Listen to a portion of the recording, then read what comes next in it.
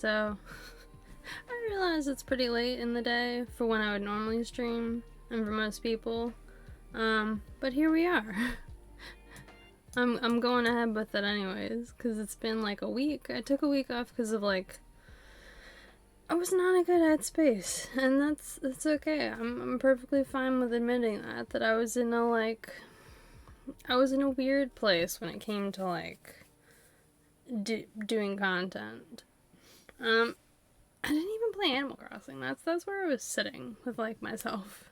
It was like I slept. Basically, what happened was I came home from work a couple of days, and then just like, for whatever reason, I just like casually like just slept through the day. So yeah, not like slept through it. So what happened was I had work. I woke up early, went to work the whole day, was so drained and so tired. Emotionally, physically, I was out of it. That I just passed out once I got home. I literally just like zonked out and was like, cool. Woke up at 2:30 in the morning on a Tuesday. Had it happen again on the Tuesday to the Wednesday, and the Wednesday to the Thursday. I essentially wasted like a whole week just doing work. And then going to sleep once I got home because I was just too tired to function. Like, you know where you... I don't hate my job all the time. But when it makes me so tired that I don't get to do anything else in my week, on a week that I actually had off as a break at university, I'm kind of pissed about it. Because it feels like I'm just wasting the time I have on this earth doing something that, albeit, yes, I do happen to not suck at. I'm actually fairly decent at it. I'm just like... I don't think it's what I want to do with the rest of my life, and that's okay. I'm okay with this, like, reality that I've come to for myself. It's a temporary thing. It's earning me the money I need to survive the entire next year as a uni student. But I need to pass my classes, so they're the most important above it, which is... It's a greater piece, like, that I had to come to, and so essentially I spent the week apparently figuring that out about myself. Regardless, it wasn't a fun week, didn't have a great time, but here we are. And we're gonna play some Animal Crossing. We're coming full circle back to Animal Crossing, because I decided I wanted to do a tour of the 2 islands I have. I'm actually gonna edit them, and I'm gonna upload it to YouTube afterwards, so... hooray? I'm not muting alerts or anything, but I will leave them in the video when I record it. Maybe. Depending on, like, how many there are, the stall of time, whatever. It'll be a deciding factor for me. Regardless, I'm gonna, like, do that, because I finally, like, built my island to where it kind of needs to be. All I need to do is find the right day, for weather, save my island, and then flatten the full thing, you know? It's just like a progression of, like, this to this. So, that's what we'll be doing today. We're going to do, like, a tour of my 2 islands with a full lore and explanation. Because I like showing off my dream address. I enjoy showing people my dream address. But I always have to explain, like, hey, this is the lore for all these places. And I keep going, wait a minute. What if someday I forget what all the lore is for my island? Like, what I've done everywhere and why? And how I decided on this. Where it used to be. I have pictures of a lot of my island as I've developed it. Don't get me wrong, I have saved that. I have a folder with like a gigabyte of photos that are just Animal Crossing from across all the generations of my island. I can fully show like, hey, this is where the island once was. This is where it is now. And be like, ooh, because I was looking through them all. From beginning to now, and it's like the island people sometimes when I show my dream address are like, oh my god, I'm never gonna get there. I'm like, no, believe me, this was not like version 1 of the island. This was version like 3, 4, 5. There's several stages this island had, so I'm mildly terrified of flattening because I'm like, what if this is my peak? What if this island is the peak? But I'm like, it took me like a year of decorating to get to this point, and I'm like, I'm kind of okay with like starting it over, redecorating it all, because I've done, like, apart from occasionally tweaking a couple things or going into the next season, and I don't actually think it's suited my current layout. I don't really want it for October, like the Halloween and autumn season. I want something that's more farmy. I want to make a proper, like, autumn island. And it's a very summer island. It's got a lot of flowers. I love my flowers. I will, in fact, be keeping the flowers, even if I'm taking my flowers from my island and putting them on this island. It does not matter. I will, in fact, be maintaining and keeping the flowers. They're not being sold. This is not a purging of the flowers day. No. Regardless, I love my flowers, but I'm just like, there needs to be a change, because I'm like, I made this second island. I made it on stream because I was like, I'm going to make a whole other island. I don't want to restart the island. I'm not ready to flatten it. I'm making this other island. So that's what I did. So I'm going to show off this island first so you can all see where this island starts and where it ends up, because I will eventually have to do, like, villager bingo on this island is what I'm going to do. I'm going to make a bingo card, and if anyone wants to participate, they can, for when I find the villagers for this island. Because I will, in fact, find them. It will be a thing I find. It's just, it's not happening today. Because I've finally got a Nook Miles ticket on this island for, like, but I haven't, like, it's on day 2. It doesn't even, like, I only just placed Timmy and Tommy's, like, shop in this thing. So, it's a progression, and I'm fine with this island taking forever.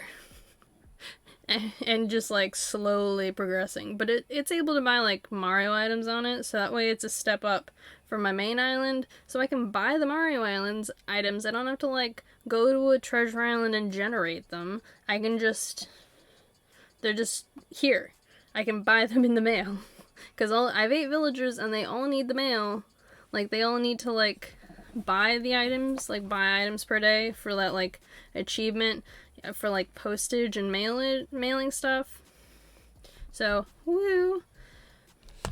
Regardless, I tried to have dinner. It's still, like, sitting here, like, below camera. It's still sitting there, because I'm like, I'm full, but, like, there's still some of you. I regret how much food I made, so I'm either gonna, like, put it back in the fridge, or, like, who knows what, but I haven't finished with it yet. Another thing I did in this week, so I actually bought a game during the week. Surprise. I'm a tragic shopaholic. I'm actually gonna turn my mic audio down a little bit because I'm apparently very loud. So, I bought this game. I didn't want to buy it full sale, like full price, when it was, like, originally for sale. I actually originally pre-ordered this game. I actually put a pre-order down for this game. Then I didn't buy it. Because I was like, I don't need to pre-order this game. I don't know if I'm going to play it. Who knows if I'm ever going to enjoy it. Blah, blah, blah. You know, the reason you normally cancel games. Realized this wrapping was still on it. Perfectly reasonable on my behalf. But, I personally was just like, you know, who needs, like, that in their day to, like, deal. And it went on sale. It went on sale is the reason I ended up getting it, because I was like, I originally canceled this thing because I knew in my heart that I didn't need it. It was cool, and I was like, this will be so epic, but I didn't, like, need it. You know what? You know, like, you the kind of game where you're like, I'm gonna buy it, and then I'm gonna immediately play it, and you're not gonna hear from me for, like, 2 months. It was not one of those types of games. It was not on that list. It's like Animal Crossing. Animal Crossing is the kind of game where it's, like, for me. It's a day one playing it. You're not gonna hear me from me for 24 hours. I don't exist. I exist only in the, like, realm of Animal Crossing. That's where my existence occurs. You know? Like, that's... You're like, my boyfriend, he's a big Halo nerd. And I mean a big Halo nerd. Massive Halo nerd. And he's just like, hey, so the day Halo comes out, if you don't hear from me all day, that's why. And I'm like, cool. Great. However, this was not on that list. This was not, like, it's called Dungeons and Dragons Dark Alliance. Have no idea if it's a good game or not. Literally no clue. But it was on sale for like $40. And I was like, oh, it's only $40? I'm willing to pay that for this game. Because it's got a lot to it. It's cool. It came with an art book. Like, I paid $20 just for this art book. So essentially I paid $20 for this art book, $20 for a steelbook, like, thing with the game inside. I have a greater, like, appreciation of, like, cool. I paid, like, $22 for, like, each of these things individually. I paid $20 for them separately. So together, for 40, like, 44, it was $44. I'm willing to like, do that. Because it's got some cool sketches in it. Because I love art books. Because I'm, like, I like to draw. Something I've streamed on here, me drawing. Not great drawing, but I like to draw. And so, like, this has got some epic pictures in it of, like, stuff that I could try and, like, use as examples for my own drawing. You know, like, where you, like, buy art books and you're like, ooh, you know, I could learn from this, like, how tragic my drawing is in comparison, and try and, like, improve my art by, like, using it as a base. You know, where you, like, look at something and you're like, okay, so this is kind of what, like, that kind of things looks like, and you use the lines, and then you make it your own. You know? You don't copy, you use as, like, a practice tool, and then you go in your own direction. Because everyone's got a different way of drawing, a different art style, a different way of drawing everything. But looking at other people's art can be really helpful in, like, evolving your own and getting better. Of, like, oh my god, I didn't know like, if you shaded that way, or drew lines, or, like, drew that way, that it could come out, like, clearer, or, like, you could make that kind of shape easier. You know? Regardless, art book, beautiful, was willing to pay for these two things for that price. In comparison with the original price, which I was never gonna pay for, and I just laughed at it. I pre-ordered it, because I was like, oh, yeah, that'd be a cool thing to get, and then all these other cooler games came out, and I was just like, no, I'm gonna go and get these other couple games instead that I know I'm actually gonna play, because this one I still have no idea if I'm actually gonna play it in this year. There's games I bought and I was just like, oh, they'd be amazing to play or stream, and they're still in the, like, case here. In fact, I actually bought a bigger Switch case for Switch games, because there's a bunch of cool games on sale for, like, really cheap, and so I got them, and now I've run out of space. Now, there is one game that I'm really interested in playing, and I actually will play it. It kind of reminds me between, like, Cozy Grove and Pikmin. Like, 100%. It's got art style that reminds me of Cozy Grove so much, which is a game that's very cute, and I love the art style for. And honestly, wouldn't have picked up if not for the adorable art style. And then you have, it's got combat that reminds me of Pikmin. Like, I just look at it, and I'm like, oh, it's Pikmin. Cool. Yeah, cool. I've never really played Pikmin. At least not, like, a strong amount of playing Pikmin. I own Pikmin games. Haven't really played them. So I like the idea of them. It's kind of like you collect these tiny... It looks kind of like you collect these tiny little sprites around the world, and then you just use them in the game as, like, to solve puzzles and use as, like, pick up tools and move stuff, which is exactly what you do in Pikmin, from what I understand of it. In, like, a base level. Like, essentially that's, like, the base. You, like, use them to do stuff for you in the game, because they like, the little alien, like, spaceship guys in Pikmin apparently can't use their arms to lift stuff, because everything's so big, so they use Pikmin to do it for them. It feels very much the same way as that, but with the art style of Cozy Grove. And I looked at this, and it was like... And it's not like a AAA game. You can clearly see with your eyes that this is, like, indie... In between, like, it's like the indie price level of, like, this is an indie game that got a physical version. You look at it, it's the price like that, and I'm like, I'm willing to support you. This looks adorable. I'll play you. I'm down for it. So I'm getting it, because it looks amazing. the music is really cute. And I was like, yeah. In fact, I actually was like, you know what, if it comes down between you and one of these AAA games, I'll pick you. Because you at least, like, your game has to be good. So I always feel bad for indie companies when their game, like, comes out and it's not good, and it gets bad reviews, because I'm like, unlike a AAA, these indie games will count against them if it's bad. Like, really count against them. AAAs can get away with it because they have so many IPs.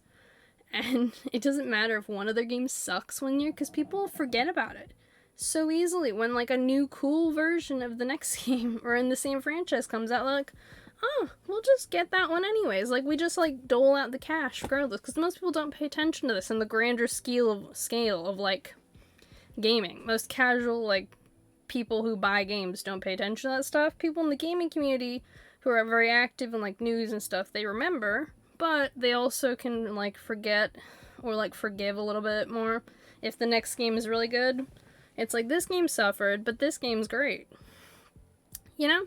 Whereas, indie companies, if they get their chance at a physical release, and they release their game physically and out there, if it sucks, people will think, who is this company the next time? Unless the next game they make is amazing, and looks amazing, and it's priced well, people aren't gonna as likely to get the next one, because they're like, they might remember the shitty first game.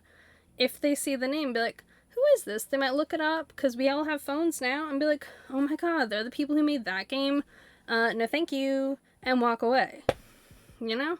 And, like, parents will, like, parents in stores, if they don't know their kid's taste or know a specific game the kid wants, they will just go up to the counter and be like, hey, store person in the store, what game would you recommend for my kid?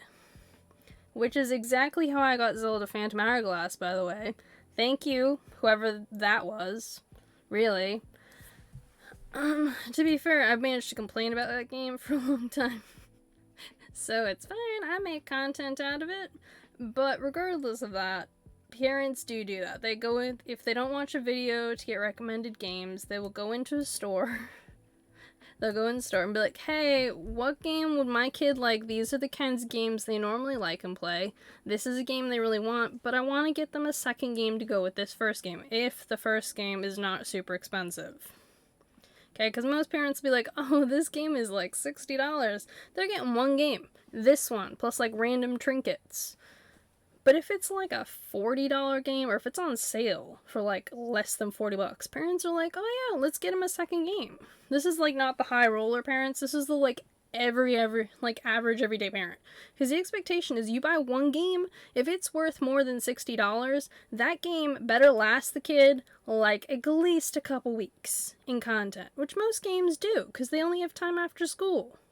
You know, or like if it's a holiday, like the Christmas period, it'll last them the Christmas period, if depending on how much time they get on like gaming systems. Regardless, this game looks adorable. I don't know who did it, but I'm willing to give it a chance. And the music sounds pretty cute and pretty good. Music, if a game has good music, I'm like, I see you. I see what you did here. Hades and Hollow Knight won me over with their music. Albeit Hades is, hey B, hey there, glad you claimed first.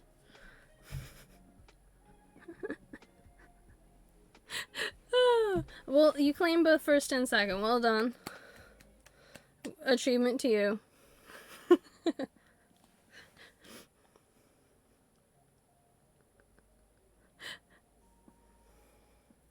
I see what you did there.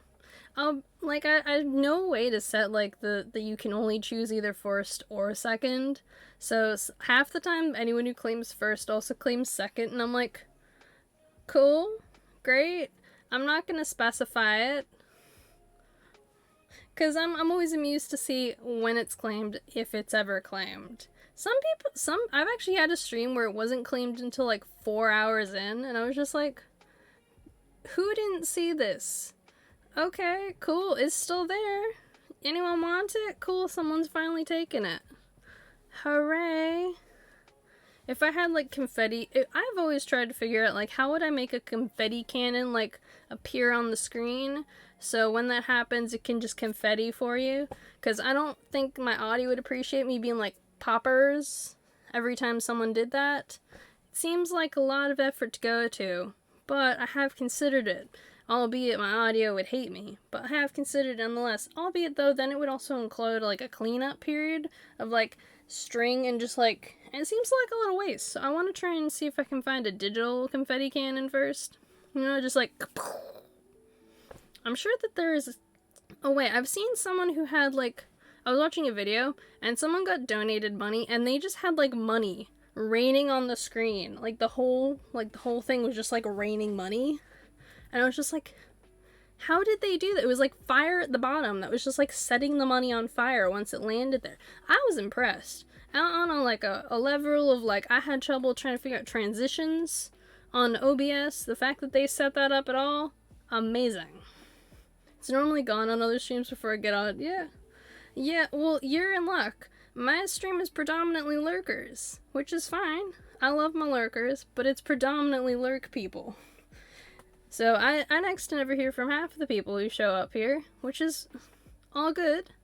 I don't have a problem with it, but it means that half the time stuff is usually left for a good while, if it's ever taken, which makes me giggle.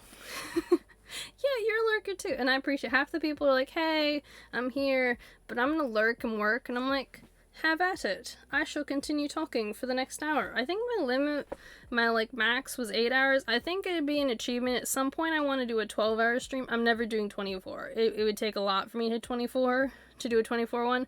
If I ever like got partner, I'd do a 24 one, a 24-hour one. Yeah, no worries. Go back to lurking. I think that the only time I will ever do a 24 one is if I ever become partner. I will do one 24-hour stream just for that. And I'll make it a charity one. Just cuz. Just cuz. So someday in the future, if that ever occurs, you can hold me to it. You can hold me to... In fact, I actually, like, I upload all these VODs to a YouTube channel, so it's not gonna be hard to find.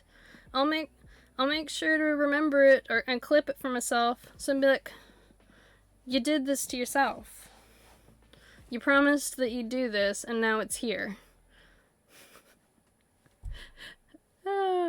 Regardless, I've kind of just been like out of it all week, and so like now I'm here, it's Friday, I wanted to play Animal Crossing, and I was like, you keep playing Animal Crossing, like you didn't play it all week, and now you're playing, and you're like, you gotta stream, because you haven't streamed all week, and you need to get back into the habit for yourself if you want to keep doing it, because I did this to me like last year. I streamed like 3 times, took a break, and I was like, I'll stream tomorrow.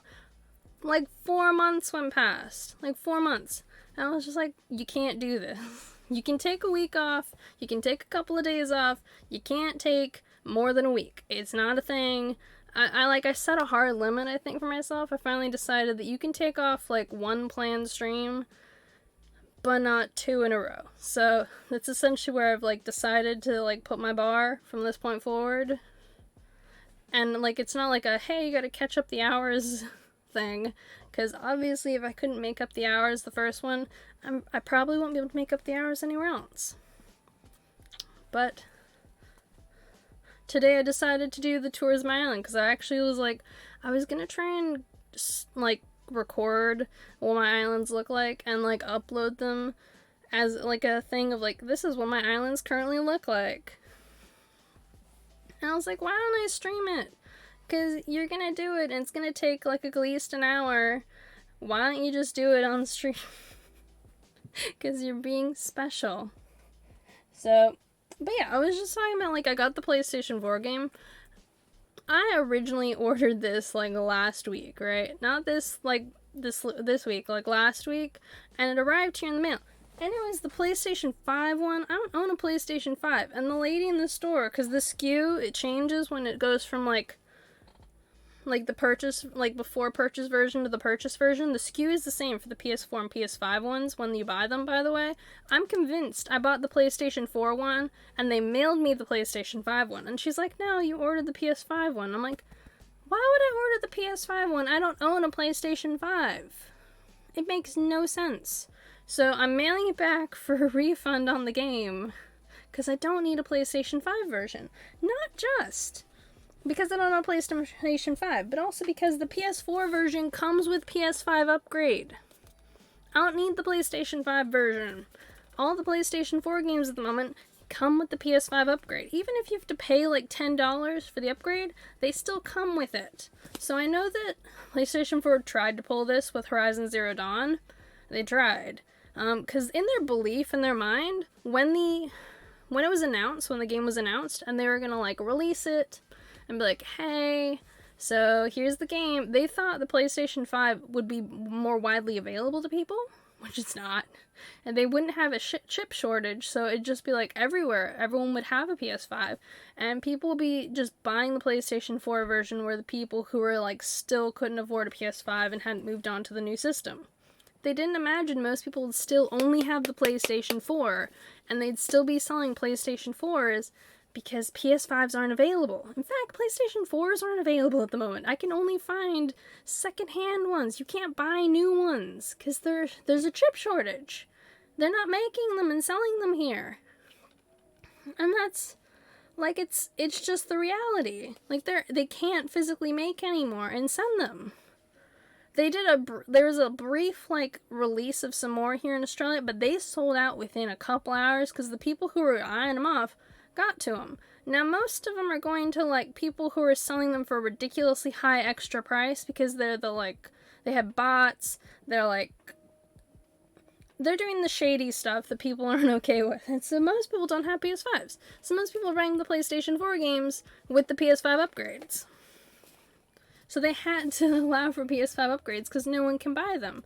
And they only tacked them onto most of these games because they thought people would buy the PlayStation. Like, they just weren't prepared for this, the reality we're in. And they don't really care as long as people are buying this stuff, but people aren't buying the games in PS5. I go into store and there's so many copies of PS5 games because they can't get rid of them.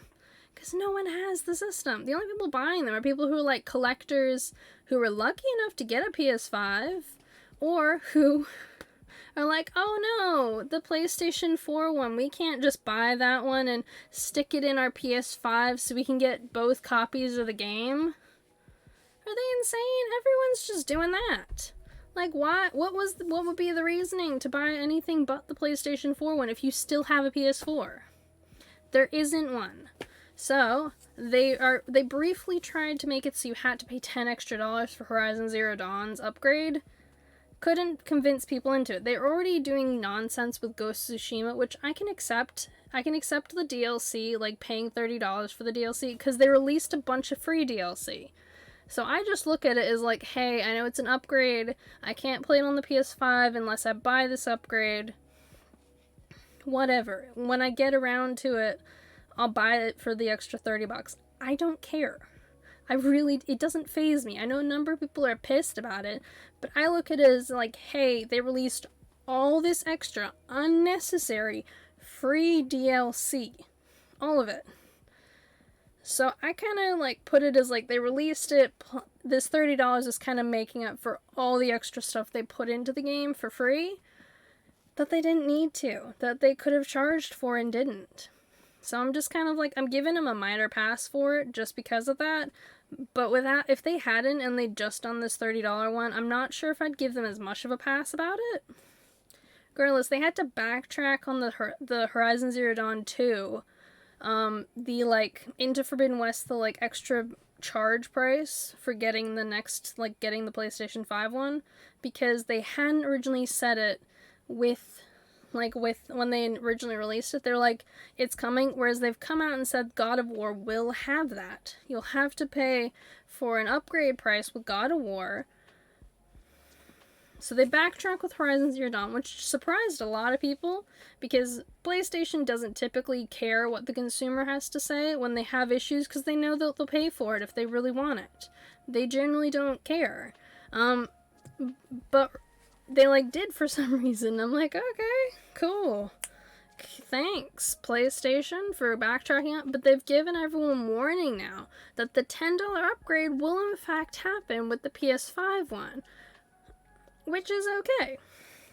because they've at least, like, it's not okay, because I don't want it to be the standard for a lot of companies leading into the future, but it's okay in the sense of, like, they've given warnings, so, like, they know it's going to happen this way. It's not, like, a surprise at launch, the way that they were trying to do with the Horizon, because Horizon's coming out sooner than we expected it to. Not, like, soon, but, like, sooner than we expected, but they've given the warning, which is better than... they, like, I think it was kind of their test case.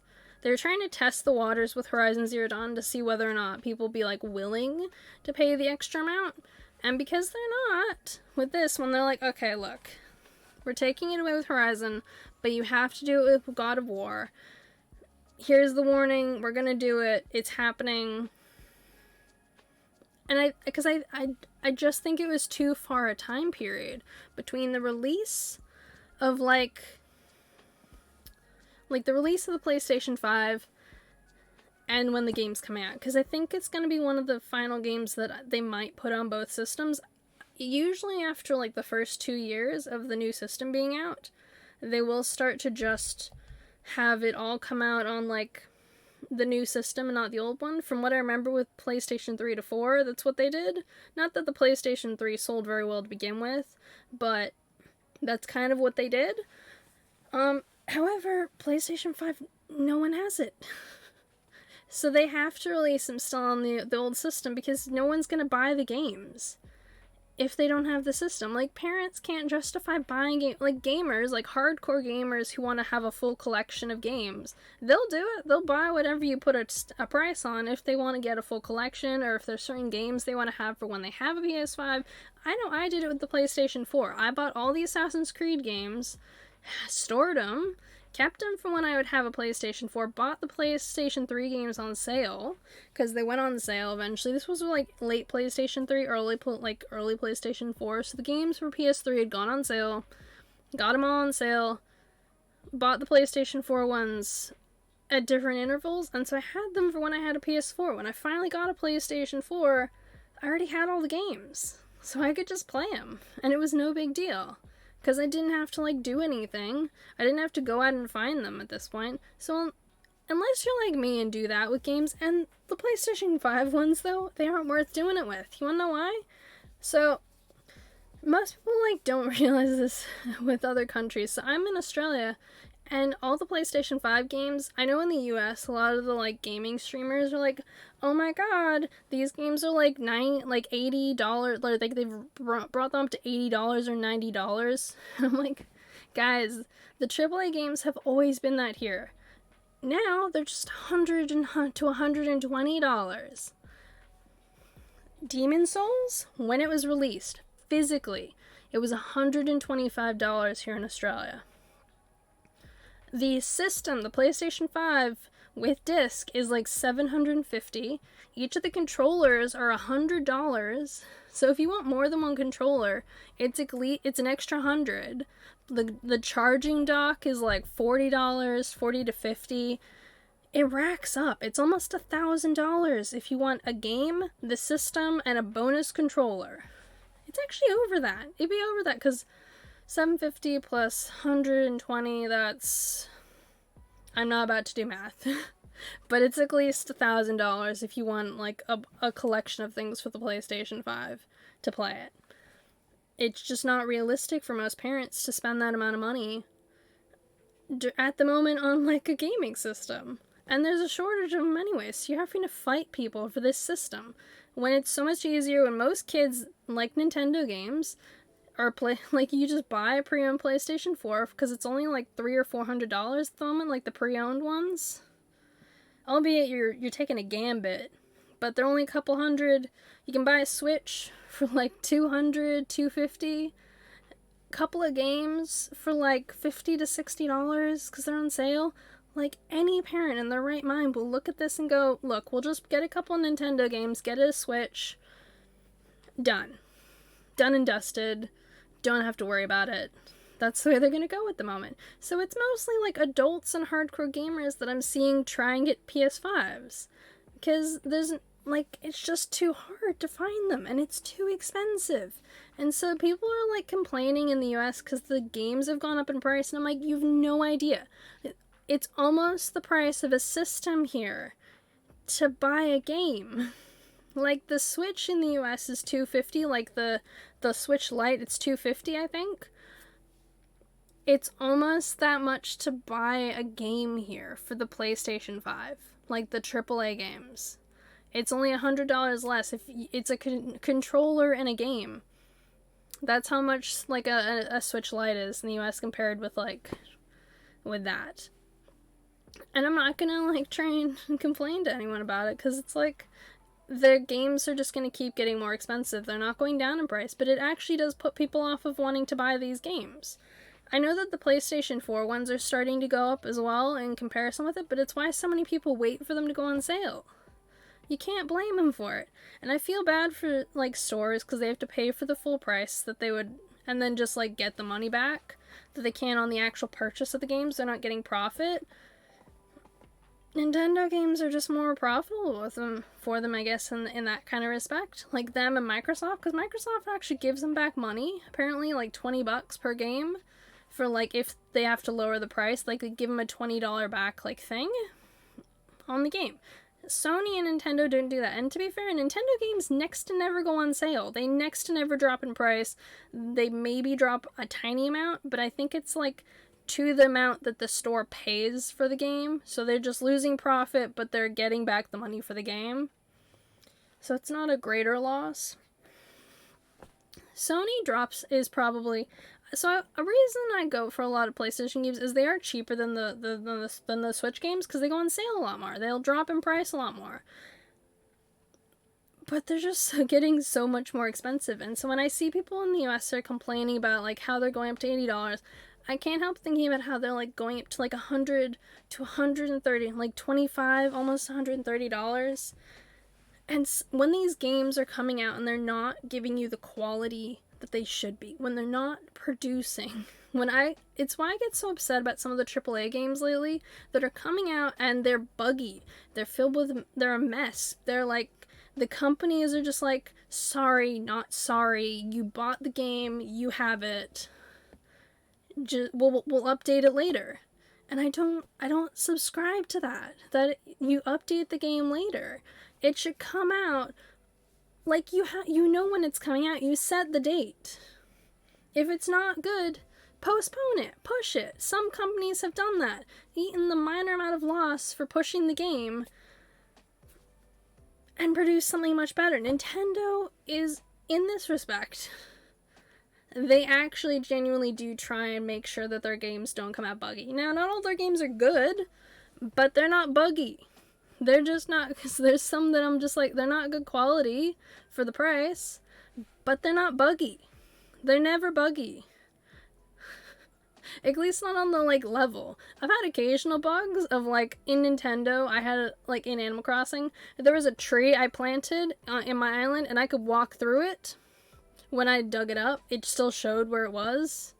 No idea why. So you'll get occasional, like, glitches, but it's not, like, game-breaking bugs, is what I mean. Like, there's not game-breaking bugs. There's funny bugs, but not game-breaking. It's Nintendo, the company, the development, their games. They are not on the same, like, level of glitch. Occasionally buggy, not glitchy. Which is the difference I hold in my mind. Now, there's been a couple games they've released, like Kirby Star Allies.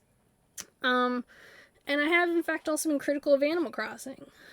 So there are games they've released that I have been critical of, like, they could have been better. They weren't, like, they weren't at the standard I expected for the company. But they've gone out and fixed it. And Animal Crossing has updates. Kirby Star Allies had a massive update that came out that I actually do think Kirby Star Allies is now worth the value of the game. And I know in the future, because Animal Crossing I hold in a different kind of area to these ones, of, like, it does updates, and they promised a couple of years of updates. Now, they haven't really held up to the standard I want with it, and so I'm the first one to say, like, I'm kind of disappointed with, like, the amount of updates and the amount of information in relation to it, but it's still, like, I'll hold up my full gauge value and my full criticism until they stop doing updates for the game. So, like, with New Leaf, there was a point at which they were like, cool, we're no longer doing any more updates for the game, but it's a complete game. They had so much content, there was so many things in it to do, there was so much to collect, so many furniture items. Like, you could have a great time playing your way through this game, collecting everything, decorating. Like, it was, if you bought the game at the point that they stopped updating it, like, it was a great game. I still stand by the fact New Leaf is my favorite Animal Crossing. New Horizons isn't there yet. It's my second favorite Animal Crossing game, but it is not the number one. It is not there yet. I think that it has room for improvement. Do I really enjoy playing it? Do I love it? Do I like streaming it? Yeah. But it could be better. Now, in comparison with this, you take a game like Cyberpunk, like Fallout 76, where the game itself is broken. There are bugs, there are glitches, there are problems. It's a different level for me. Now, do I understand the company that did Cyberpunk was put in a hard position? Yeah, I understand that they had to release the game when they did. I'm still not happy about it, but I can accept that that's where it is. And do I someday look forward to them fixing the game? And it, yeah. But I would be lying if I said that when they do their next game, I wouldn't wait before buying it.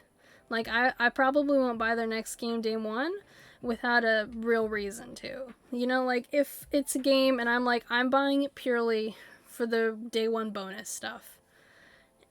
I've done that for games before. I bought it for the day one bonus stuff and then just re-given back the game. Or sold the game to someone else who wanted the game.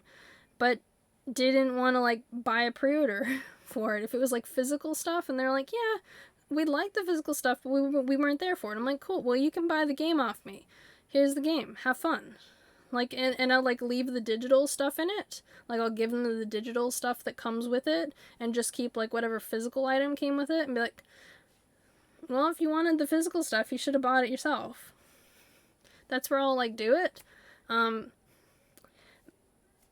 So it'll kind of, I think, sit in that category of, like, it's really going to depend for me in the future what I do in relation to their company, because I'm kind of disappointed. I held them in a higher esteem. Bethesda, I knew their games came out buggy. I didn't realize how buggy the Fallout 76 is just an extra level. That game was so broken, and it wasn't just the game, it was like the special edition was broken, their behavior is broken, the way they treated fans, and the bugs just kept coming with that game. Like, it was stages bad. There's playlists of videos from gaming YouTubers out there of just the problems that came out from this game, the bad news, the bad disasters. It started with the game being buggy. The special edition, when it came out, it came with a vinyl, like a bag. Now, it was supposed to be a canvas backpack, and they sent one that was made of that, like, vinyl pleather stuff. You know those, like, drawstring satchel bags you'll get for, like, $2? It came with, like, that material. And they said there was a canvas shortage. I've never heard of that before in my life. I mean, it's the same kind of material that goes into, like, certain military gear. And I'm sorry, don't you think that would have come out? Hey, the military is dealing with a canvas shortage. Like, somewhere in the ethos, like, it would have come out that there was a shortage of this fabric. Or they would have said, hey, if you bought the special edition, like, we've done change. Like, you have to announce that there's a change so people can cancel their special editions. You're legally required to in some countries. Now, Fallout 76 was required to issue refunds here in Australia for a set time period if you said you wanted a refund, because by Australian law you are required to issue refunds for games if people are unsatisfied. It's law. Now, PlayStation doesn't do it for their digital ones. They have a disclaimer of, like, if you've downloaded this game, we're not giving it to you. I actually had to go and fight them on a game that I needed a thing for, because so I owned the special version of Diablo 3, the one that comes with the DLC. For whatever reason, I didn't register. I already owned the DLC. I had it downloaded on the system. Bought the DLC, because it doesn't show in their shop if you already own something that's on a game disc. So, like, I already had it. I only figured it out when it started to download, and it showed that it couldn't download because I already had it. That's how when I found out. And I had to go and fight them. I'm like, hey, I already own it, that's why it's already downloaded. It's not that the game won't download it. Like, my system won't download it. It shows in the downloads because I already own it. And they issued me that refund because in Australia you're legally required to issue refunds with a certain period of time if for whatever reason like the game is broken, the game is buggy. You're required to issue refunds in Australia. It's a law for like things. So they issued me the refund. PlayStation apparently didn't regardless, PlayStation doesn't like issuing refunds. So that's why they're so pissed and they removed the game Cyberpunk from their system, but they allowed people to get refunds. So it's like Fallout 76 issued refunds because in certain countries, because they were legally required to, because it was in the law of the countries to protect people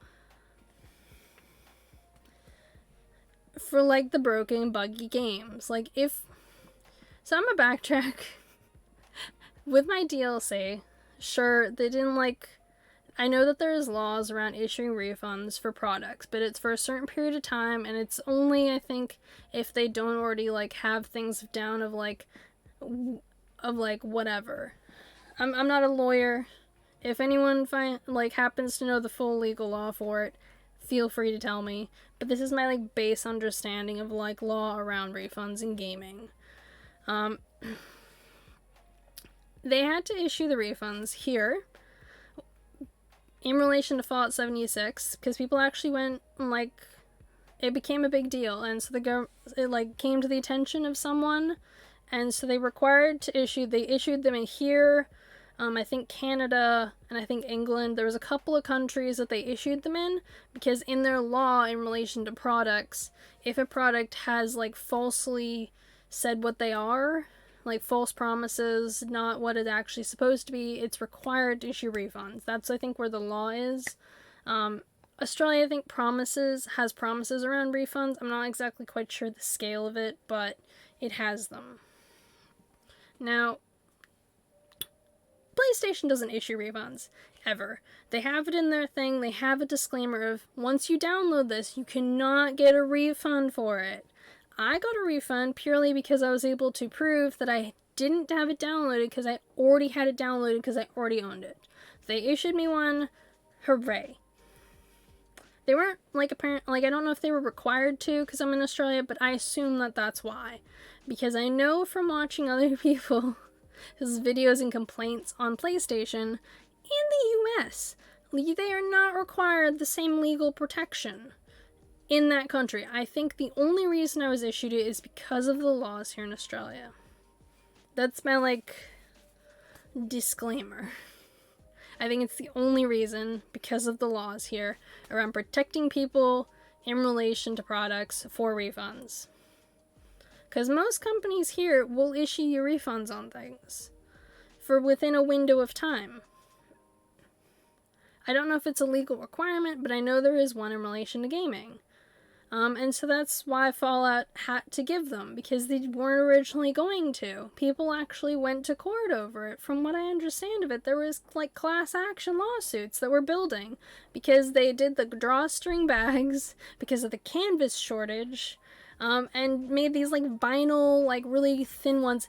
And it was even worse is that on the day of release, they had, all these influencers come out and they gave them canvas backpacks that looked exactly like the special edition backpacks that you should have gotten in the special edition. On top of this, the special helmets had problems. Some of them were broken. There was mold that was found in some of them because of who knows what. And so people were told, don't wear them. They're it's a health hazard. They had to fix a ton of them. Some of them people got refunds on them. It was not good. And then after this, there's problems in the game. So this was just the physical problems. The game itself was broken. There was one very prominent glitch that a lot of people knew about at one point, of that, you could walk up to someone and with certain, where you, highlight someone, if you did that, you could take all of their items. All of them. And there was a video that got really publicly shown Here's your hat. Don't wear it. Thanks a lot. Yeah, exactly. It's exactly that. They're like, here's this like thing, because it was a couple $100 for this special edition. Like, here's the helmet. Here's the hat. Don't wear it, because it's bad for your health. Like, it doesn't work. It's broken. It's bad for you. Don't wear it. And I was just like, great. That's not good. And then, yeah, the really prominent like bug or glitch. There was this video of like a kid. They were obviously a child. You could hear the like voice of them. They were a kid, and they were upset because these two people kept following them around and stealing their items. Like, these were items you could pay for. Like, you had to pay money to get these items, the ones that the kid had. So they paid money. They had these like special items, and they're playing their game because it's online all the time. Like, this game is not a like you can't play with other people. You won't find other people. Like, there's always other people because it's online completely. Like, the world is like filled. The NPCs and everyone in the game is like, because everyone is a person. There's no NPCs in the entire game. They apparently designed NPCs. NPCs were at one point put in the game, but they don't exist. In fact, there was a quest that was made around talking to one specific NPC that was never taken out. But for whatever reason, like, the quest was still left there. Hey, Derplicorn, how you doing? So the quest was left there, and they just, like, they didn't remove the quest, even though the NPCs were removed. Just for the fun of it. So, like, this kid was upset and crying and, like, obviously hurting because these two people kept trolling him hard, of like following him around every time he would regenerate because they killed him after taking his stuff. They go and find him again and do it all over again, and they did it in this video for like 15-20 minutes, and this kid was crying and just begging for them to give their stuff back. Would I like to be day 2 of your AC Spooky Advent Calendar? I mean, do you mean like, what do you mean? Are you talking about like my gnome hunt? Or are you talking about like me specifically? Because I'm kind of curious. Like, what do you mean by being day 2? Do you want to explain a little bit more? Like, I'm fine with it. Like, it's cool. I'd love to be day 2 of your spooky calendar, but I'm kind of wondering like what exact part of it do you mean? What part of me? Like, I made gifts for friends in AC. Oh, I mean, yeah, sure, I'd love that. That'd be lovely. I mean, I love gifts. I'm on an island that I've filled with nonsense at the moment, but I love gifts. But yeah, the like kid was upset, and you'll get day 2 gifts. Oh, I'd love that. Yes. The answer is yes. I don't know when you're doing this, but I'm saying yes to it. 'Cause I'm on a like, technically it's the 2nd for me today, so I was just like, oh no, I'll have to visit your Animal Crossing island. I'm so upset. It's cool. I'm being weird. Yeah, that's fine. I have Animal Crossing online on like 8 accounts, so I can visit you on any of them. You can visit now. I will do that once I finish my rant. I'll just like go to my airport. Cause I'm like being like a little special on my island. Okay, so essentially, the kid ended up having to run to their dad at the end. Like, what the last thing you hear, is just like the kid yelling, like essentially begging these people to give the items back. Which I feel really bad about. Like, it makes me feel sad just thinking about it. Of this, like, obviously young child playing their first, like, Fallout game. Because this has got to be one of their first or second games of when Fallout came out. Because there's only a couple that's available. And it's just, like, this kid is wanting his items back. And he's telling these people that their dad bought it for them. And I'm like, guys, and they're just laughing hysterically at this kid as this kid is like crying on this video, And I'm like, the hell? It got really bad. Like, I don't know what happened in relation to this. Like, Fallout never made a thing, but it was just like, this is example of one kid who played your game who's going to remember this going forward. Of like, they will have bad memories with this game for the rest of their life. Because they played this game and it was awful. There's games I played as a kid and I had terrible memories with them, and and it took me years to play those games again. Zelda Phantom Hourglass, it took me 10 years, 10 plus years for me to play another Zelda game, and it wasn't even someone else gave me the bad experience. I am the person who gave me the bad experience. I cannot imagine how long it would have taken me to get back into this, these games. I cannot imagine. So yeah, it's just tragic to me. Whenever you want to give me a dodo code to come visit you, Derplecorn, just let me know. And I will make sure to hide it, because I can. So I'm just letting you know I'm in the airport. Whenever you want to, send it. In fact, hi. You can whisper it to me, or you can, depending on your level of trust, if you want to put it in chat. Don't recommend it, but you can, if you really want to. But yeah, feel free to just whisper it to me. And that's really sweet of you that you thought of me.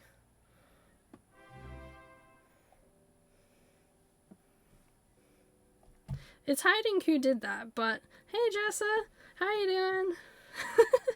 Yeah, do that, Carla. Just close your eyes, think about it and be like, can't see it. Nope. What dodo code? I don't know what you're telling me about. Are we friends on Switch? I know when people are always like, I'm opening my gates, and I'm like, are we Animal Crossing friends? I can never remember who I'm friends with in Animal Crossing. You know? And it's just like, oh, they're opening their gates for friends? Are we friends? Because I always forget who I've visited previously, or who I actually have as a saved Switch friend. I forget. All the time. Every time. You know, we'll find. I'll have a look and see if there's anyone open for me online, and if I'm not, I will tell you, and we can do a dodo. Because I don't remember. So we'll find out. Let's see. Hope you're doing well, Jessa. It's been a while. I know we kept. It's been a week, I think, since we've last chatted. I hope you're doing well. You missed my minor. Oh, cool, great. That saves me the trouble of trying to figure out. And me trying to figure it out. I'm always like, what do I need to do? So I'll just hide myself while we're doing that, cause no one needs to know. This is a moment of peace. Well, I had a week. It was I kept going, having work and then crashing all day. For whatever reason, I was just coming home, crashing, waking up at 2:30 in the morning, starting it over. Excellent. Excellent. And yes, I will make sure to not press any buttons that could do things. The worst thing is when you're like, oh yeah, I'm just gonna say the thing out loud, because I do it all the time at work, because I punch in numbers a bunch, because I work in a call center, and so one of my jobs is just punching in numbers for accounts and information, and I have to mentally be like, don't read your password out loud. I've nearly done it. I've been letter, number, letter, and I've just been I said these out loud. Oh no. I've had to reset my password for my actual thing 3 times just because of that. And I'm just you gotta stop. Because it's all recorded. It's recorded and held for training purposes. And so I'm someone in the ethos, if they have to listen to my thing for training purposes, they'll know my password. They can log in if they know my D number and my password. Because the thing is, they'll see it on the screen, the login number, and it'll be login And they'll like hear my password and they'll be like, ooh, I can just type in as them now. So I have to like, I've had to reset it before, and I'm just like, come on, keep your stuff together. So it's just something I do. And I'm like, because I read out loud as I type. I know there's plenty of people who do it. That's fair enough. You didn't stream this week either till today. Nice to, yeah, it is good to have a break sometimes. This was technically my break week from uni. So not only did I take a break from streaming, I took a break from uni. I didn't take a break from work, and work was like making me super tired. Also, the calendar is only halfway done. You're still working on it? I mean, cool. That's cool. I know that I didn't even make one. I was like, oh, I'm gonna do all these things in October, and then I've done nothing. Thankfully, it's the beginning of October, so I can be like, cool. First day I did nothing. Second day is Animal Crossing. I'll make the rest of it as a plan. Because I try and plan my streams, and then and I'm a disaster at planning things. Because whenever I plan stuff, it never works out that way. And I'm just like, do I plan for things and just like hope for the best of like what I want to do? Or do I actually, because this is when all my final exams are for uni. And I'm like, do I want to do it? So I'm like, I might plan like certain games to play each week, but I think that's where I probably need to stop. You know, like for my own mental health and sanity. I recognize it because I've been to your island in dream address form. So I've technically been there. I've technically been to your island in a dream address. I recognize the pathing. The pathing is very, very identifiable. I think it was dream address. I know I've been to your island. Like, I've been to it. I just don't remember if it's, like, physical or dream address. But I recognize it because I think it was, like, I was hunting down all the Patricks. I think that was it. I think it was like I was hunting down all of the Patrick stars on your island. Yes, this was it. I was hunting down all your Patricks. I meant to wave. No, nobody panic. She disappeared. Oop, found her.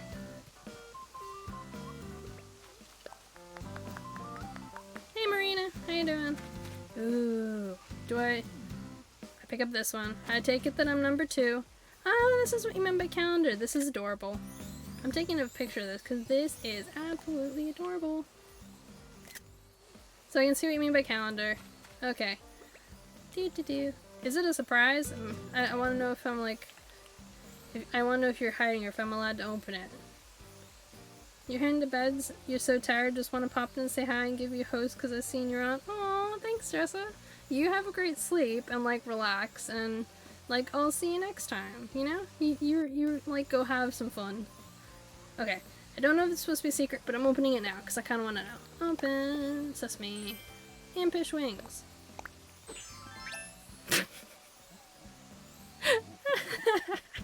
So, fun story. I actually came wearing these exact wing colors. Just so you know, these are the ones that I came in. But you're in luck. I actually have like 8 villagers that I was trying to get wings for because it's now Halloween. So I'm just gonna give him to my other island. So they're not going to waste. This just saves me buying them in the mail. But thank you for the wings. I appreciate them so much. Alrighty, I'm gonna go give my other villager the wings so that way they can wear the wings. Cause, you know, why not? Why not share the love? Well, maybe you can use them as a wand or something. Yeah, I could always do that. I could make like a Halloween outfits. Because I haven't really done that. I haven't really edited my wand outfits in probably forever. I don't know when the last time I edited the wand outfits was. I couldn't possibly tell you. It would probably have to have been... No, I think I just made the wand outfits, and I think the only editing I've done to them is add socks and names. Because I made like a mermaid, an astronaut, I think I made a wizard, I think I made one as like one of the like Corsair outfits as like a musketeer. I think that was the only outfits I made. Like I made a bunch of outfits, but I don't think most of them are completed. So, you know, I could always just go through and edit them all and make them all into Halloween ones. Haven't really thought too much about it. Dun, dun. I love my flyover. This is gonna make me sad when I destroy it. I added that like waterfall over there because absolutely no one walked through it. I like made a path, a like soot sprite path, and no one ever used the thing. Ever. It was a matter of pathway? What pathway? We're just gonna climb in there. So I was like, fine. Everyone just climbs in there the same way, because that's right, everyone climbs in there the exact same way. They all find it one of two ways. They climb up, they get through, and they're like, oh look, here's Totoro, right? Every single person. So I was like, you know what, I'm just destroying the path, and I'm making a waterfall. So I did. I made a waterfall, because I was like, who cares about this pathway? No one except me uses it. So I got rid of it, because I'm the only person who had ever found it. I had to, like, tell people it was there and be like, hey, do you want to go and, like, look at my pathway? Like, use the proper pathway? And they're like, no, we're good. I'm like, thanks. Cool, that's fine. I'm not hurt on the inside that I made this whole pathway and it took me so much effort and no one ever uses it. So I just got rid of it, because I was like, the only reason I have it is like convenience for me to get in here, and I get in there most of the time the same way all of them do. I made it to like be cute. I was like, oh, a soot sprite pathway that leads to Totoro. And then no one ever used it to go to Totoro, so I was like, guess I'm doing something else. But I'm not gonna lie, I'm heavily amused that that the present wasn't was the wings I was already wearing.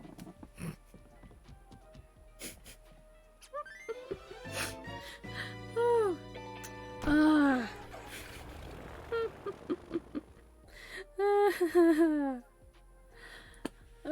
I would cry, but I think my like body's just decided to reject the ability to create tears. That or I haven't watched no movie. So I like went and hunted down a bunch of hybrid flowers on a treasure island.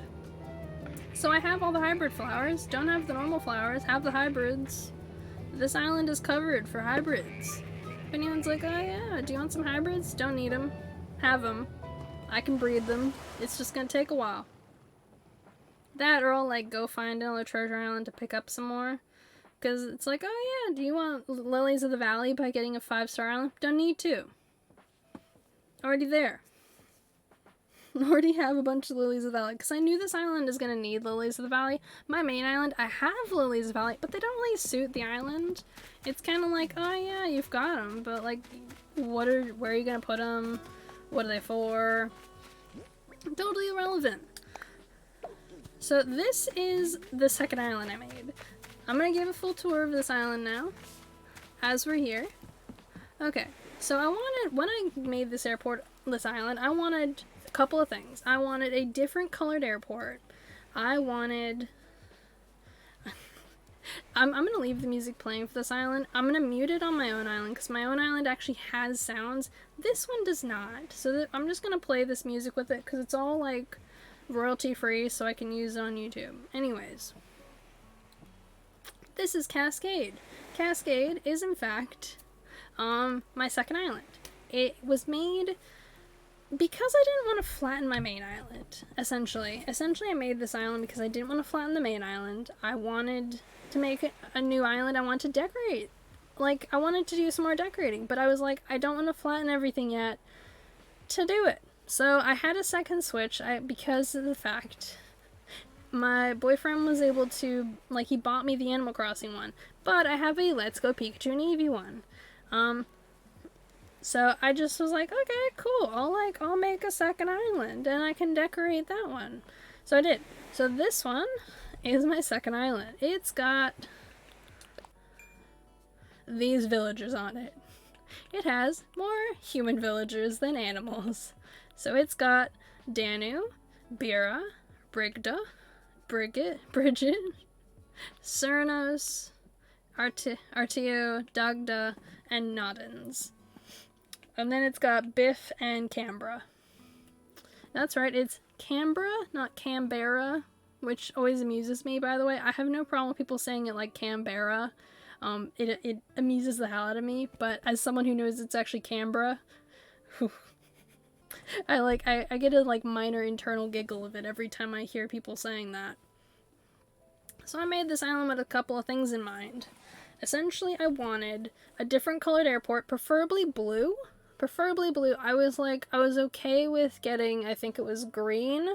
I didn't really like the color orange one. I had no real reason for the orange one. I like some of the items that come with the orange one, but I'm always just like, I can trade for those items. I don't technically need the airport color for it, because I have online on this island, and I have it online on my main one, so I didn't actually need to, like, do that. So I was just like, you know what? It's gonna be fine. We're gonna do it this way. I wanted a blue airport mainly as well, also because it's my favorite color. The reason I'm okay with a yellow airport on my main island is because I was thinking of like Hufflepuff, and so there were the houses, kind of, and so I was like, I really wanted the yellow airport because I thought it was really cute, and it kind of matched with Hufflepuff. At the time I had considered restarting because I got pears as my native fruit on that island, but in New Leaf, my main island had pears. My secondary island had peaches. So I was kind of okay with any fruit except cherries as my native fruit. I didn't really want cherries for this island. Now, I had to reset, I think it was 3 or 4 times for this one because it was just... it was a no.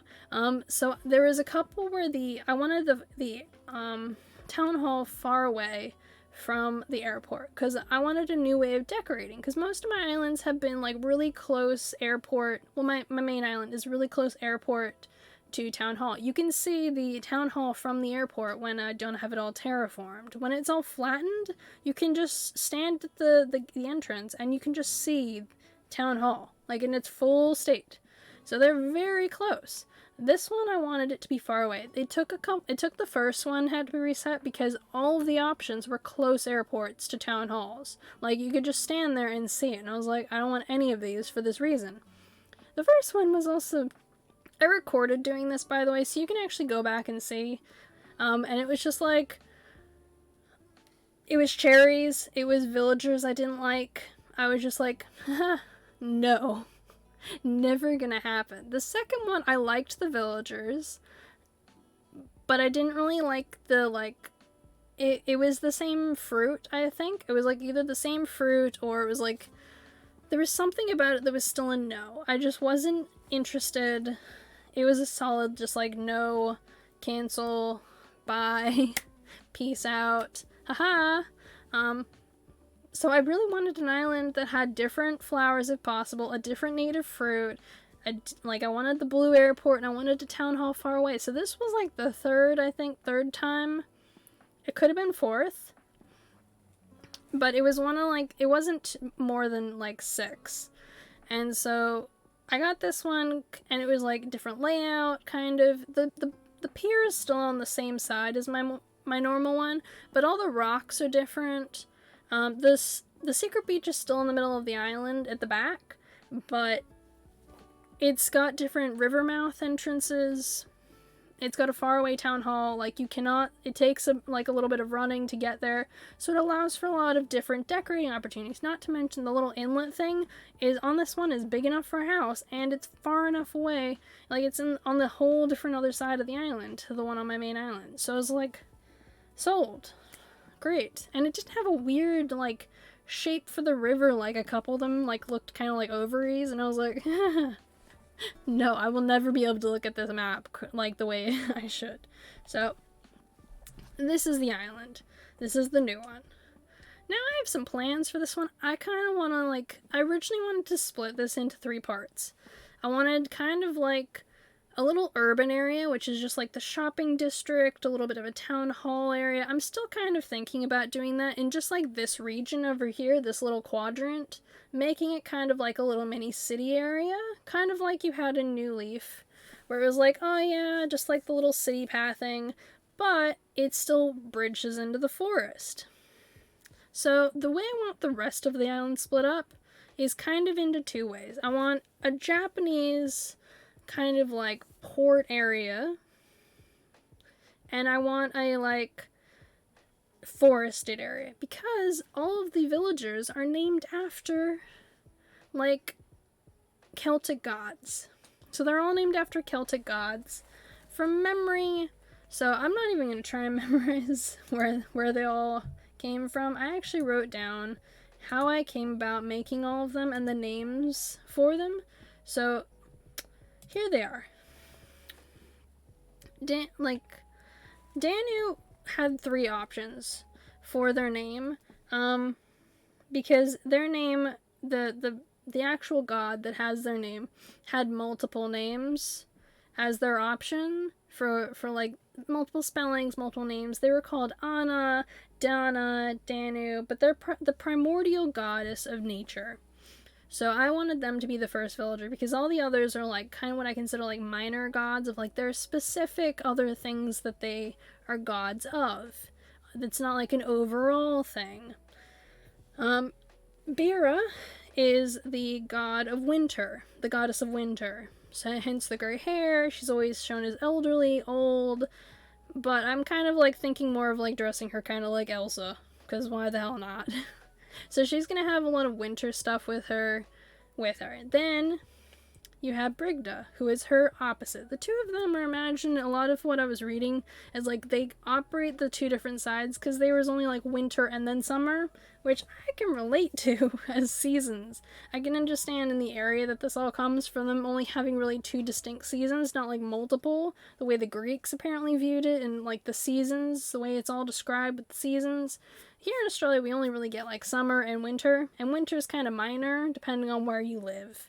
And summer can be very intense depending on where in Australia you live. So I was like, you know what? It suits. So she is summer. So she'll have a lot of warm colors, a lot of summer things with her. I'm actually going to theme at least their main room in their house after the season when it comes to Bera and Brigda. Now, it may not be like exact. It may just have like the wallpaper with like items related to the season, or like give off the vibe of the season, but it will be related.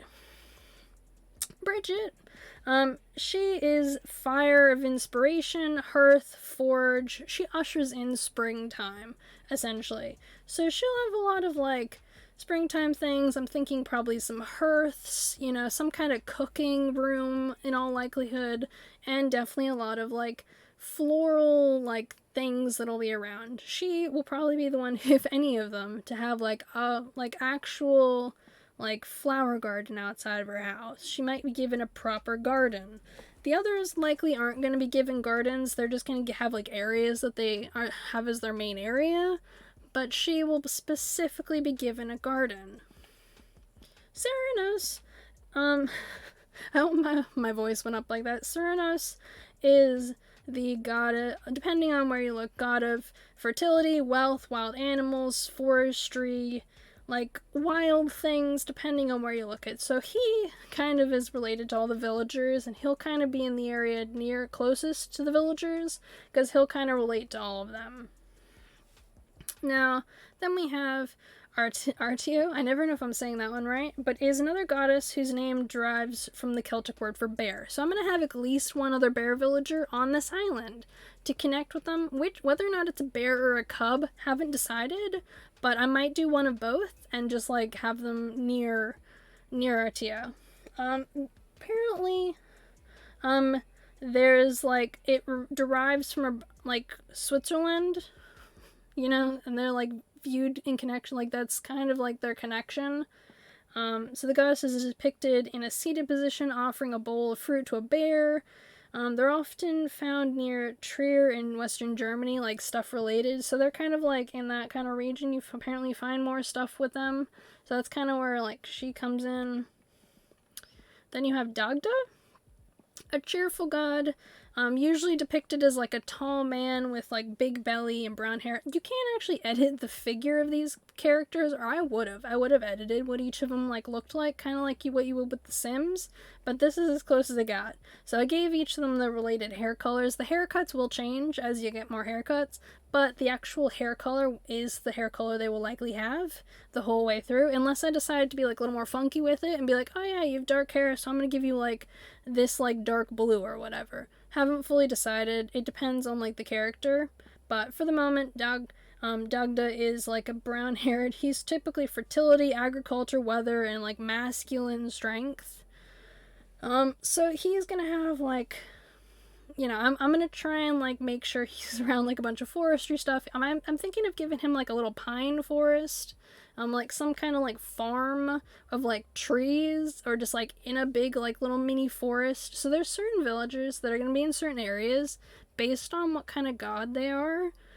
So that's kind of where like it all wraps in, of like I'm gonna try and make sure that their house is in the right area for what kind of god I think they are. And some of the villagers, I might not fully upgrade their housing depending on how I'm feeling. If I think that they're better off with like a smaller house for what I want for them, I'll probably in the end fully upgrade them. But I haven't fully just like decided if for a dream address I'm gonna fully upgrade them or if I'm gonna wait. It's a moment of thing. And then we have Noddins, who's the god of dogs, sea, healing, hunting. So I'm going to have at least one dog on this island to go with Noddins. Usually viewed as a gray man with beard. So once I get beards from like Gulliver or Gullivar, I'll give him a beard. So that's where all the gods, like what all of their like names come from. In compare, like, because I always have a reason behind why I name things the way they do, because I don't plan on deleting them. So, like, that's who they are.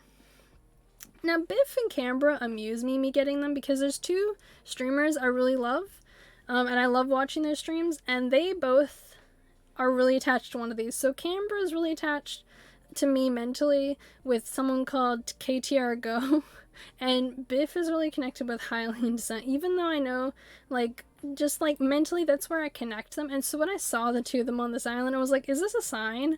I saw the blue airport, it all like was the way I wanted it to be, and I was like, oof, it's perfect. So this is Gulliver. He's here today. He's the first to like be on this island, so I'm kind of amused. All these DIYs are spare DIYs from my main island that I've just held on to because I didn't know what else to do with them, and so now they're here. So slowly I will, like, every single day I'll drop DIYs on this island, and so the villagers will eventually get all of the DIYs, and then I'll go and, if there's any specific ones they're missing, I'll go and try and hunt them down or try and trade them.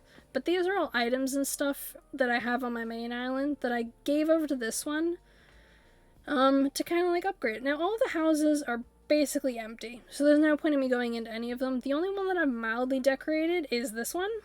All of the others are basically undecorated, no point going into them, there's nothing in them except the cot. This is the only one I have changed at all. And she got a plant, and a potted plant, and a rug, like a wall, like a flooring. That's it. Those are the only things that I've put into any of the houses so far. Because the houses have only been up today. I made sure to get all the houses on the first day I played it, so they all got their houses. They all have houses, but they're all empty. I'll show you in this one what I mean by empty, because they are all empty. There's a couple where I placed random items that they got on the first day. Some of them got rock items or a pot or a pan or whatever, but all of them got nothing. So all of them are empty. No point visiting any of them. There's a reason this island is not having a dream address until I've done more with this thing. But I've placed a lot of things, so I went and got a bunch of items. I'm trying to get so they'll catalog everything. My main villager actually has every single item in the game cataloged, every single clothing cataloged, all the walls and flooring cataloged. So I can decorate fully inside that Phototopia. I can go there and use every single item. So eventually this island will get them all, because they're going to collect as they go, but I'm also going to try and give them like all of the items in the catalog, so that way they can all catalog them and have all the items. It's gonna take a while. I'm not really like too bothered with tracking which ones they have, but I'm just gonna like mail every day. So this is the current layout. I like the shape of the river. Like the natural shape of the river is very nice. I like this kind of like forked thing across the map that it's got. I might try and keep that, but I'm not entirely sure. I might change it a little bit so it comes down farther, down at like this like far point above Nodden's house. But I will keep, I think, like the majority of the shape of the river, and I'm gonna try and keep the up the top like waterfalls the way they are, even if I have to move them over a little and then keep them. I might try and keep them the way they are, but I haven't, like, you know, like it's a developing process. This is where I put the museum for the time being because it was the only area without trees. So I was just like, cool. I moved a couple of trees and I just like placed them here. So this is essentially what I've done in this area. I like the layout of this island. I really like the way it's done so far, and I've got like the basics for starting out on it. I'm enjoying. It reminds me a little bit of my like original island, in the respect of like having this upper layer with like a tiny bit up here with like the mouth for the third mouth, like the third like tier mouth. I like that the native flower is different as well, because my native flower on my main island is cosmos. This one is windflowers, which is my second favorite flower behind the pansies, which apparently a bunch of people like hate. Apparently a bunch of people don't like the pansies. I don't get it. I love the pansies, but I'm glad that I got windflowers on this one because it's different. Yeah, you love the Celtic god thing. Yeah, I was just like, I wanted something different, and they facilitated with me, like, I could do a bunch of nature-themed islands with them, because it would reflect their names, but I wanted originally to split the island into those 3 parts, because I've been wanting to do it for ages, and I just didn't want to destroy my main island for it, essentially. So this one has, like, these cute little areas. I'm good with, like, not changing it too much for the moment. I'm gonna try and work with the way it's naturally shaped for a while. But, as you can see, I brought over all these hybrids. So I have, like, 5 of each hybrid for breeding purposes. So I've got all the hybrids. I believe I got one of all of them. I don't have, like, the seeds yet, but I'm slowly getting there. I've got hyacinths, lilies, and cosmos, and windflowers covered, I believe. Not windflowers, but I've got lilies, cosmos, and hyacinths covered for seeds, for the 3 basic colors.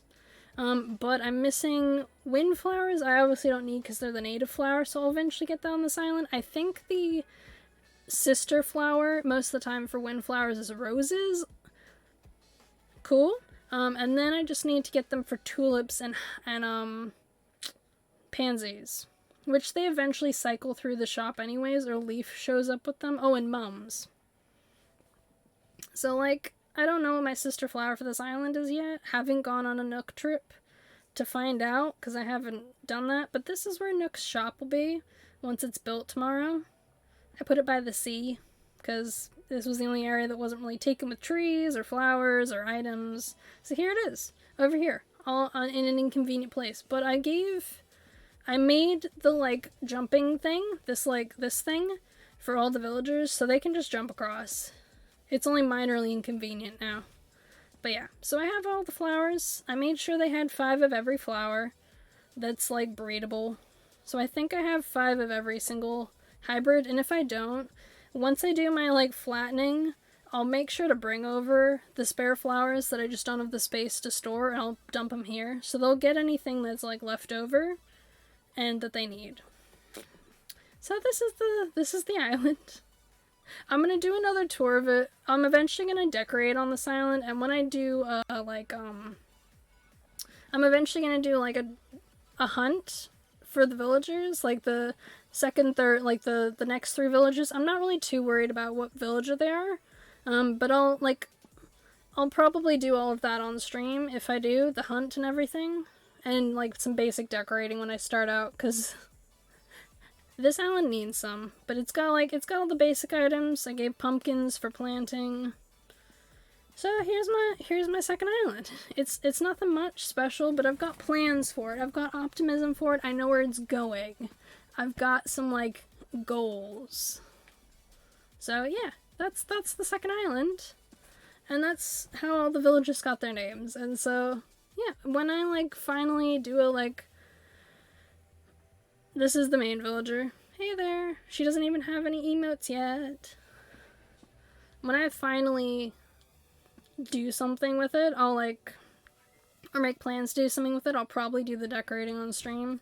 It's gonna be a little while though, because it's kind of very like it's bare bones. So I might do some of it on my own, at least some of the basics, but we'll find out when I get there. Anyways, that's the main one. I'm gonna pause for a moment because my mom's on her way to bed, and so I'll just be like 5 while I'm dealing with all that. BRB.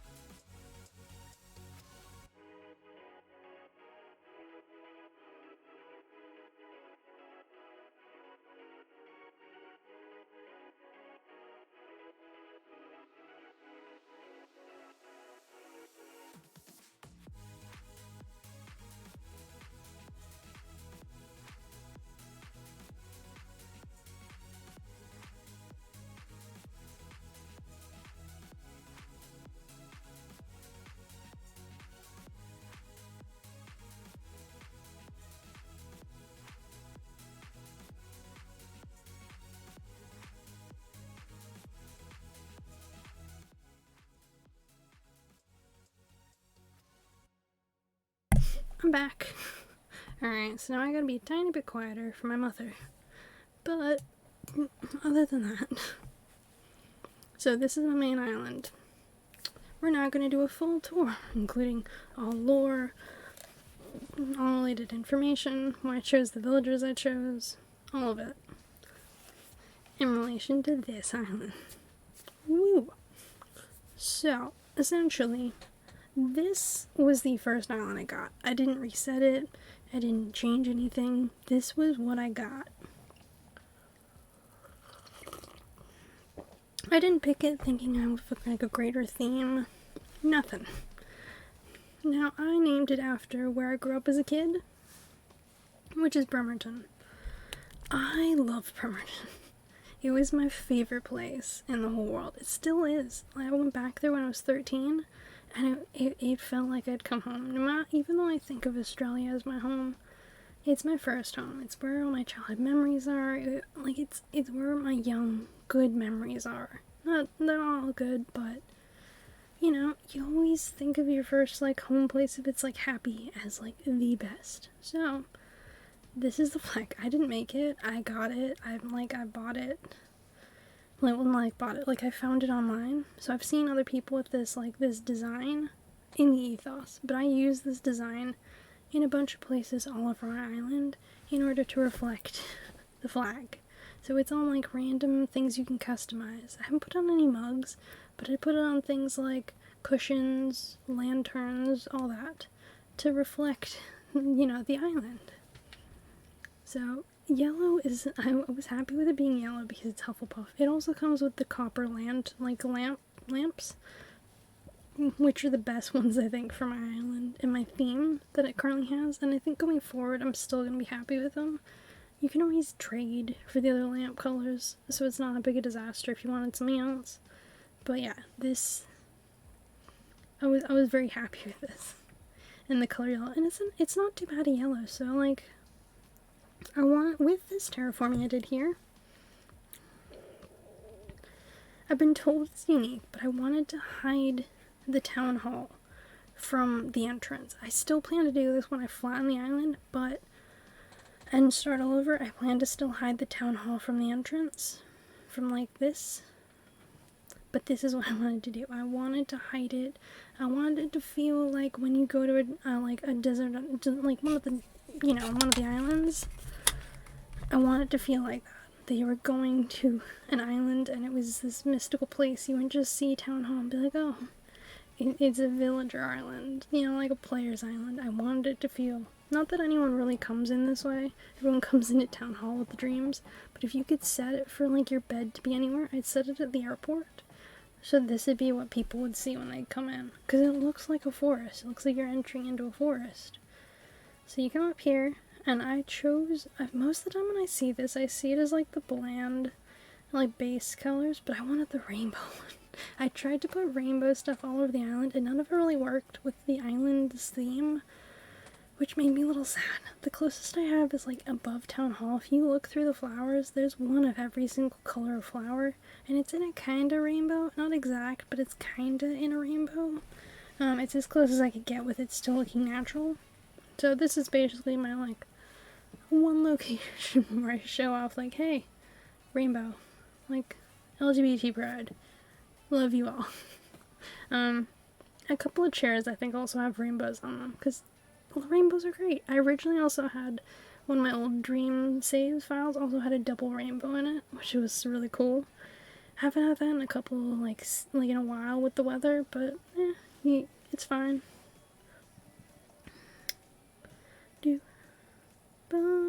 So I made a lot of this pink and red and white up here, the flowers, because my personal thought is like most of the time you'll find certain colored flowers will all like collect together because they breed off each other. White is by far the hardest one to still keep perfect in nature. I remember when I was younger and family members had like tulips, and you couldn't put the white tulips in with like red tulips because for some reason it would change the change part of them, like it would affect them because like bees pollinate. Because of something to do with bees or whatever, it would actually cause them, I think, to change colors.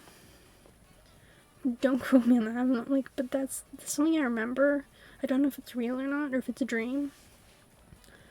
But as a result, I was like, this area is going to be red, white, and pink.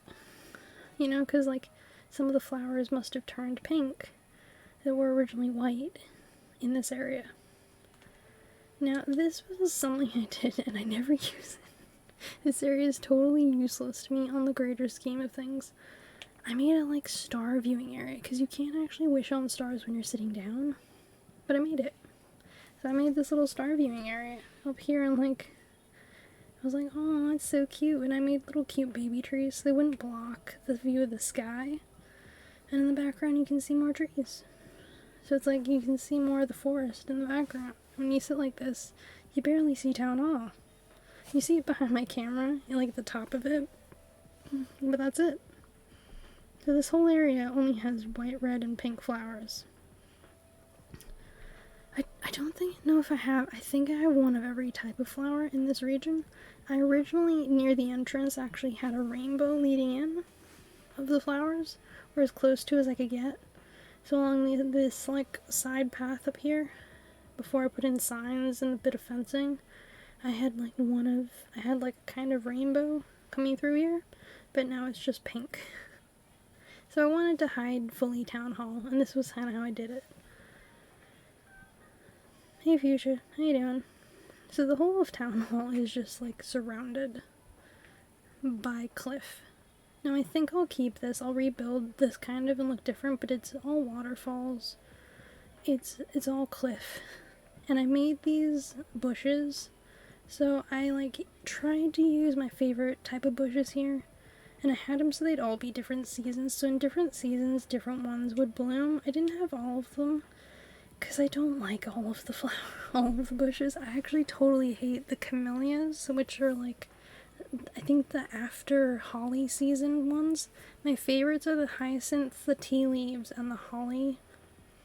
So those, like, I'll call them hyacinth because they're actually hydrangeas, I'm pretty sure. But they're the three that I have in here, because they're the three that are my favorite. They're the three I like most. So these are the bushes I actually have in here. Because I was originally going to try and make a clock using the bushes inside Town Hall to surround it. But it looked weird. It just did. I tried it out. I didn't like it. You'll see this duck up here. I originally had a hunt on my island for ducks. So I had one of every type of duck. I still have most of the ducks out and visible. I think there's only like 2 ducks that are not visible.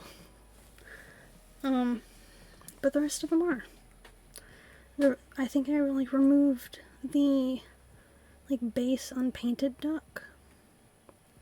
But I think the rest of them are still hidden on this island. You can go and find them. Now all these presents here are for Dream Address tours. So there's tools in here. There's clothing that I think would be cute. There's some like items you can hold, like the little lantern things, and like spooky trick pumpkin, like the little pumpkin thing, which I know are not technically supposed to be things I have yet. I got given the DIYs for one of them, and I got given the items, and I was like, what the hey, I'll use them on the island, even though they're like, I know a couple people who have very strong opinions related to it, and I can appreciate those opinions, but I also don't care. I've got a couple of the items before I was meant to. They're coded into the game. A lot of people have them already. A couple of them, the seasons for those items are already almost here, so it's kind of irrelevant to me at this point. They're almost here.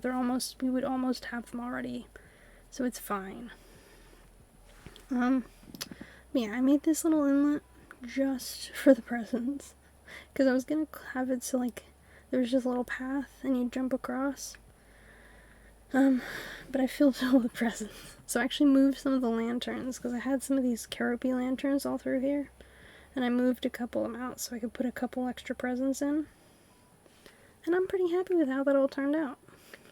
Now, you'll notice there's a no face here, and that's because I made this whole area as a Spirited Away, like, theme, like, inspired, like, train station.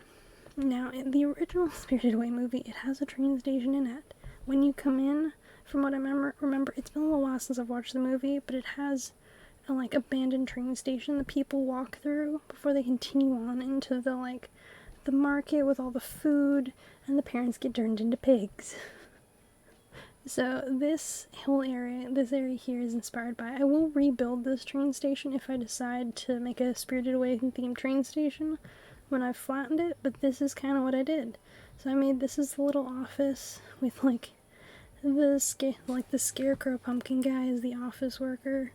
I put the butterflies in, and, like, and the pumpkins are, like,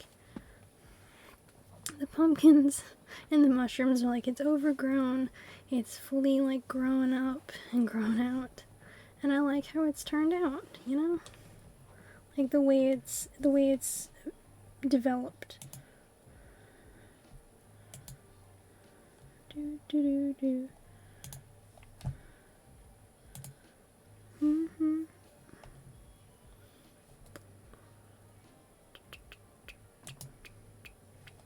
Okay, I was just closing something because I was like, my computer's a little mad at me.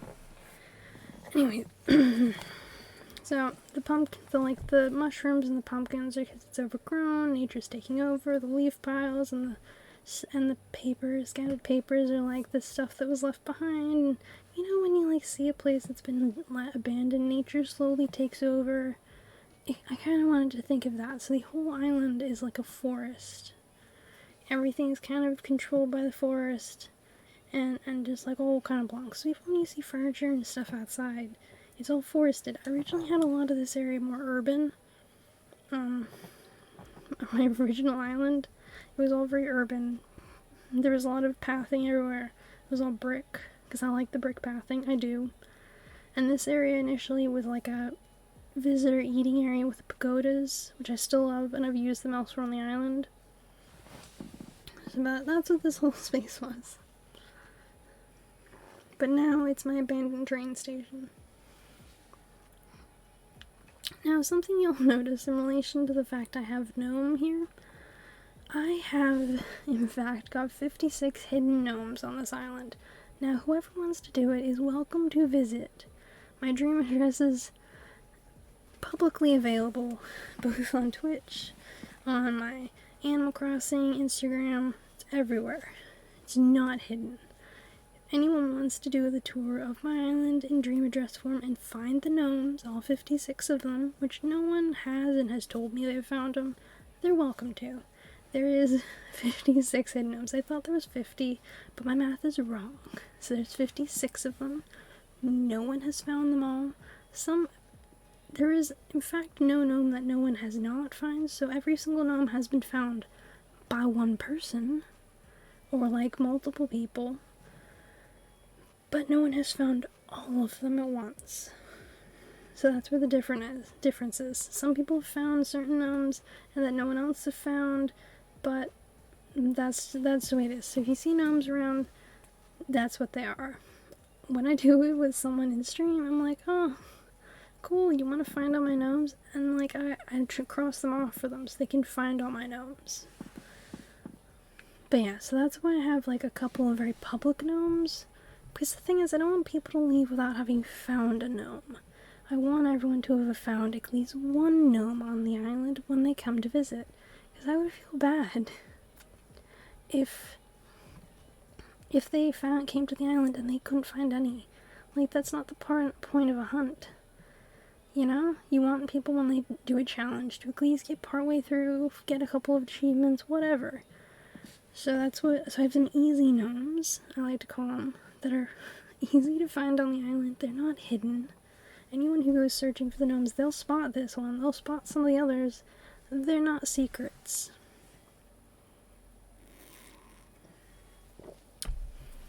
So, that's my gnome hunt. So this train line, you notice with the no face, I have all these coins out. Now, all these coins lead to a no face. If you follow the coins along the path, the train path, this one back here,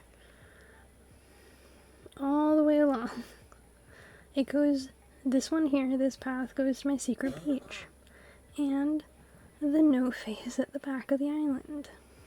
So this is the second train station, the connecting one that in the movie No Face and Chihiro end up at near the water. So all the blue flowers are meant to reference water, you know, the train station. In fact, there was an article that came out I saw of a train station that was actually a shipyard like thing that was like looked exactly like Spirited Ways, like this, like the train station. So this is that train station. And so I put food at it, I put some little cats, I put the face to reference I think it's Yobaba's sister and the baby, like the big baby head, like how it is that big baby that's turned into a mouse. So that's kind of to reference that. And here is Chihiro and No Face. So once you get to the end, here they are. And here's a secret tunnel. Now I actually have a couple of things that are in the tunnels that are fully hidden. And you can only get to with this tunnel. So when I get to those, I'll show them. But we're going to do those closer to the end of this tour. But yeah, I made this little train line with the train stations. And the little, wherever you see one of these, like, money things, I only place them, like, except for, like, one back section that I made as a secret Mario area. I make them as, like, places you would lose money.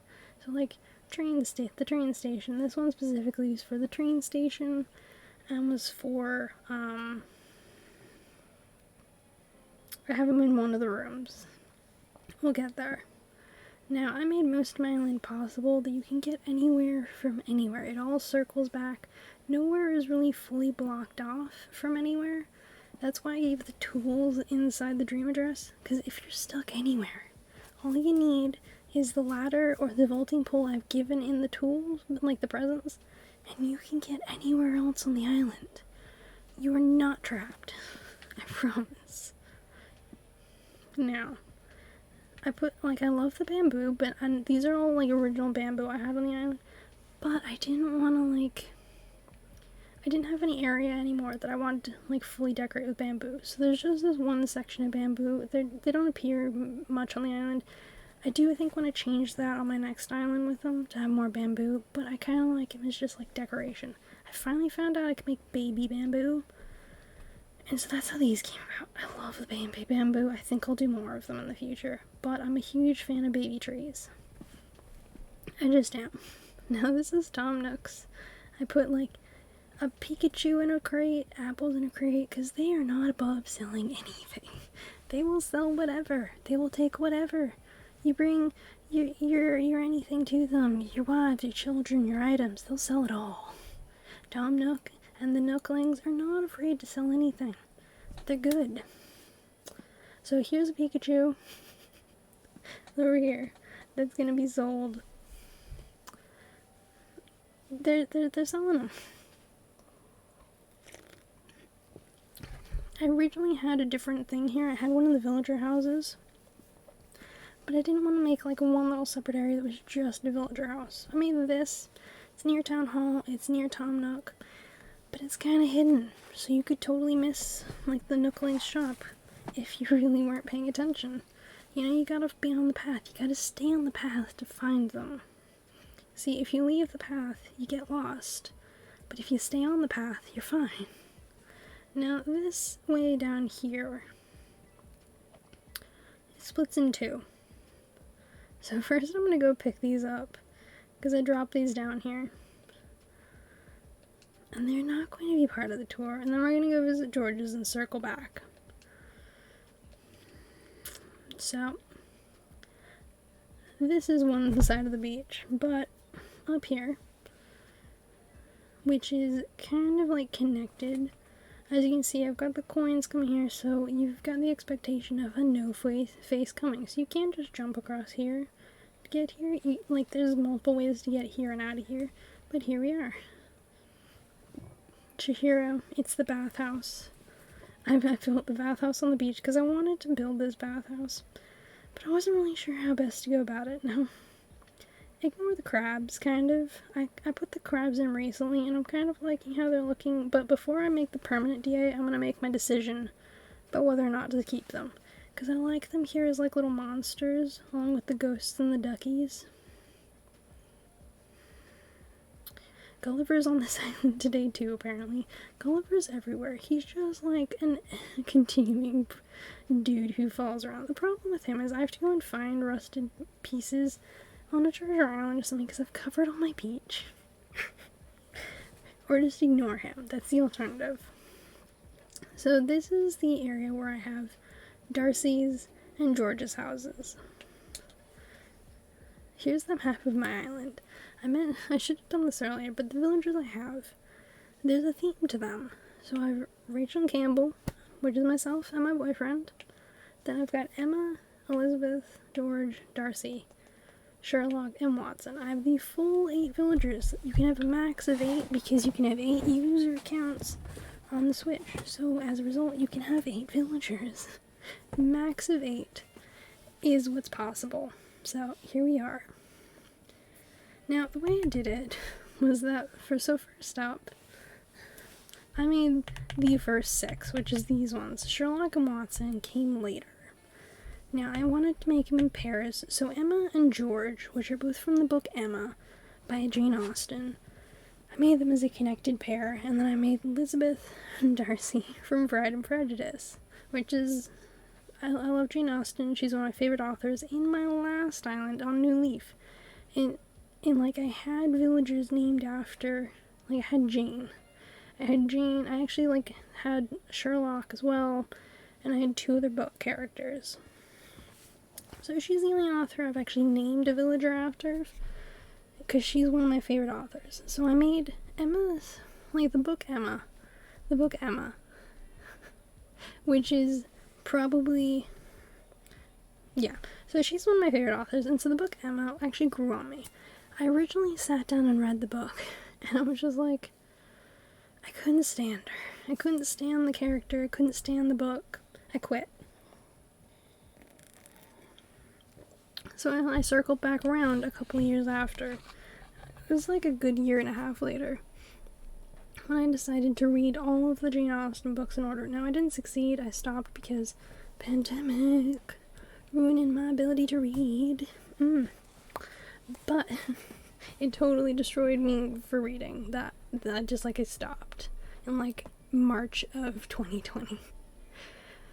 But I gave this one a chance, and I read it 3 chapters at a time. So I folded down the pages, or, like, I put a bookmark in every 3 chapters, and I would read 3 chapters, move the bookmark back, move, like, the thing another 3 chapters, and I read the entire book that way. Took me like 2, maybe 3 weeks. It's a bigger book, even though it's good because it's small font, and it's got a surprising number of pages. But I read through the whole thing. It was a good read. It was a good book. It was honestly a great book. I recommend it. I would honestly recommend the book to practically anyone. It's a book that she knew a lot of people wouldn't like, because she knew people wouldn't like Emma. She knew it when she wrote it. She always said so. But it is her last book that she wrote. It is the pinnacle of all of her writing ability. The years she has spent developing her craft went into this book. It is so well written.